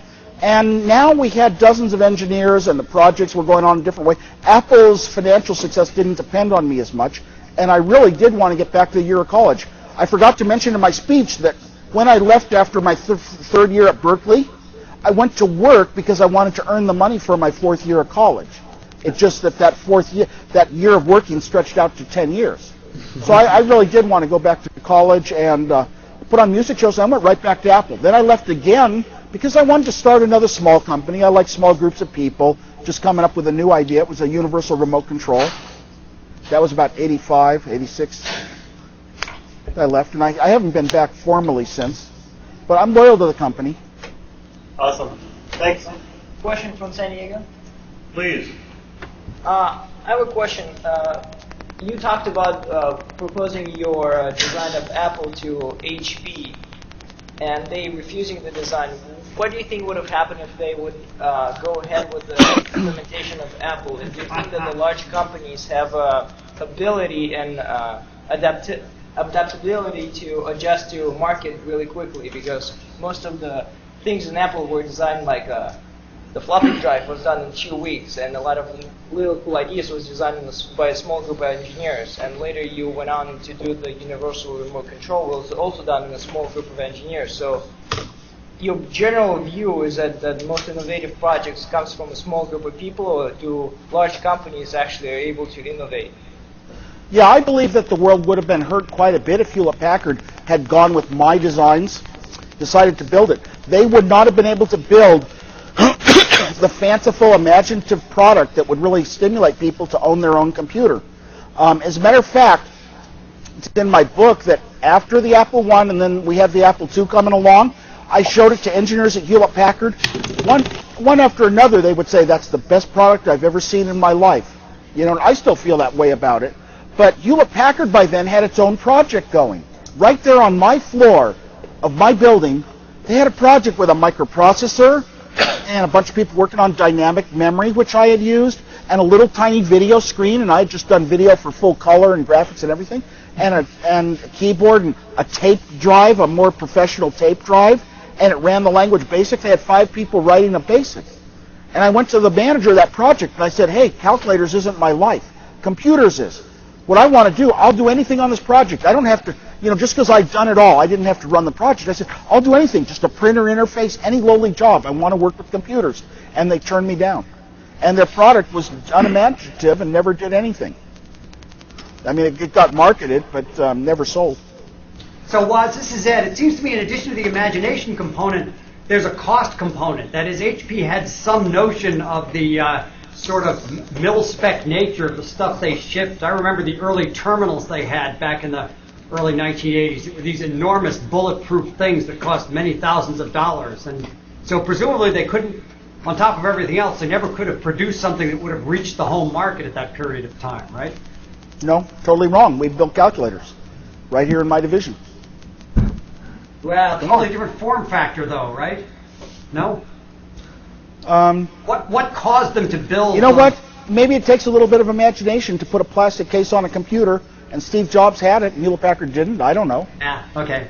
But I think they would have taken my design and put out a product that really didn't, wasn't the right product for people. Yeah. So let's have some questions in Berkeley. Please. You are still a lover of technical gadgets. I'm curious, what's your favorite technical gadget in the year 2006? It's so difficult. The year 2006, technical gadgets. So many of the mobile internet devices, and I haven't gone that way yet. So many of the, good Lord, the television, I mean, TiVos came out in 2000, but we got the sling boxes that'll broadcast it to you wherever you are. So many of those gadgets stimulate me, but, I like to click on the ones that get a real impact on people. I like to have the unique things that people want to come up and see, and I'd say my watch is the best gadget of my life. It's built with parts that aren't made anymore. Vacuum tubes called Nixie tubes. Yeah. And when I turn my wrist, it shows the hours and the minutes. Mm-hmm. And that's just such a simple use, but nobody would ever thought of it. Wish I'd done it myself. I do love the Segway as a two-wheeled self-balancing with gyroscopes device. I get a lot of use out of that. I don't know. What other gadget? I've got so many gadgets, from the portable satellite radios. The portable navigation units are just so incredible. Almost every device you buy nowadays can do the same things. They can all play music, and they can all show photos, and they can all do navigation, and one after another. Question from Yuda. Please. So late 80s and early 90s, when you were out of Apple and so was Jobs. Under Scully, it said that the company had become too marketing oriented, and then Jobs came back, and rest is history. Did you ever think of coming back? Well, actually, yes. But first of all, there's been this thing played up in some media that that John Scully, as a CEO of Apple, had come from Pepsi, and he knew how to market. And he knew how to market soft drinks. John Scully paid so much attention to the important engineers in our company, like Bill Atkinson, and gave them so much leeway in deciding how products would be marketed and included with the computer, and really respected them a lot. And Steve Jobs is really incredible at marketing, getting the attention of the needs of the customers, and even being able to introduce products, speak about them the right way, and I think Steve's also a very good businessman in the sense of not overbuilding, of basically, managing inventory and making sure we, have the right numbers on things. He's really down to earth. So it's hard to portray both those things. Yes, I would love to go back to Apple, but I don't think it's going to happen. I don't have real current inclinations. I mean, I can look at products and visualize where they might go, what's right, what's wrong, but I don't have experience designing them lately, so probably not. And besides, I've got my own company going right now. I always do. I got something going on. It's going to get real heavy in February. We just acquired a chip maker in Southern California. It's all exciting. Question from San Diego. Back in the 70s, the computers were these very expensive and huge machines, too complex for a man to use. And you alone were able to design one and make it easy for people to use it. How would you compare it to today's technology? I mean, what would be the equivalent? If you had been born like 20 years ago, what would you be building right now in your dorm? I can't tell you, probably a robot that could make a cup of coffee, but I don't think that's ever going to happen. I like to talk, that's one of my big examples nowadays. Because, well, I could go into your house and make a cup of coffee. Yeah. And you could come into mine and make a cup of coffee, probably. Yeah, good chance. But I don't think a robot could. But I think that the parts for robotics, I think I'm waiting for a robot kit to come out to be the Apple II of robot kits someday for youngsters that like to hook things together and connect them and make devices that actually do useful things. I think we need a lot more in the way of intelligence software, though. Question for San Diego. What do you think of the direction that Apple is heading in now? Like, it doesn't seem like they would include schematics with the iPod today. Apple's always been in a pretty good position of being one of the largest computer companies in the world, despite being a very closed system just on their own. It's very difficult to go back, should we have licensed the Macintosh software? Would we maybe have the market share of, 50% of the world or more? And there's no one way to get an answer. You shouldn't really go back and say, yes, what we did was right, or yes, what we did was wrong. Now we have the iPods and the computers. It's the first time we've really had two major product lines, and it's like diversifying your portfolio. The company's a lot more stable. As one product line does better, the other might be doing worse, but it's a lot more stable for the company. We're based on two products now, not just one. When all we had was a computer, as the fortunes of that computer and the way it was treated in the press and competitive products came out and other factors, our stock would just fly up 2 to 1 in a few months, or drop in half, in a few months. And it's kind of painful because large things like big companies aren't supposed to move really drastically. It's supposed to move very slowly over time. But it was very tough for us only having one product. I mean, I don't know what more. You asking something else? Actually, my question was about back in the 70s, Apple would include the designs with, or the schematics with, in the manuals, like you said. Today, now it's more marketed towards more home users, that sort of thing, where they're no longer trying to educate the user on how it actually works. They just want them to use it. Yeah, I actually wish that every product I bought, I wish there was a little schematic showing even just what the chips, even though the design is really in the middle of a chip and you can't see that, what chips were used and how they were hooked together with wires. Oh, I would find that very interesting, fascinating. Yeah, that you can't find that in products much anymore. Here in Berkeley, go ahead. Regarding, speak up. Kind of related to the educating the user on how the technology works. How do you feel about the $100 or one laptop per child initiative, and how the potential social and cultural impacts of that project? Yeah, it's very difficult to see how the one laptop per child for $100 and some child in a very remote area that maybe doesn't even have electricity, how they're going to get much benefit from what a computer does. And I talked to somebody who was closer to the team doing it, who said, well, and I think maybe they changed their mind somewhere along the line, but said, it's really not to get computers there. It's to give them the motivation to build the infrastructure, the electricity and the internet, and give them a reason for it. And that's a noble purpose. Question from you, Deb? Go ahead. So actually, as far as clones, when I was growing up in Soviet Union in '87, my first computer was an Apple clone, manufactured by some Soviet company. The question that I have is that one thing about Apple II is that it was, from what I can tell, backwards compatible almost, I think, to Apple I programs, all the way to like 1930, whenever it was finished. But on the other hand, Macintosh and different versions of Macintosh did not have the backwards compatibility for software, like so OS X, for example, is not compatible with other ones directly. Do you think that was an important feature of Apple II? Well, the Apple II originally, the operating system was nothing. It was just you could direct which slot your input came from and which slot your output went to. Very simple switch, and you could plug in boards that had some software that sort of worked in that scheme.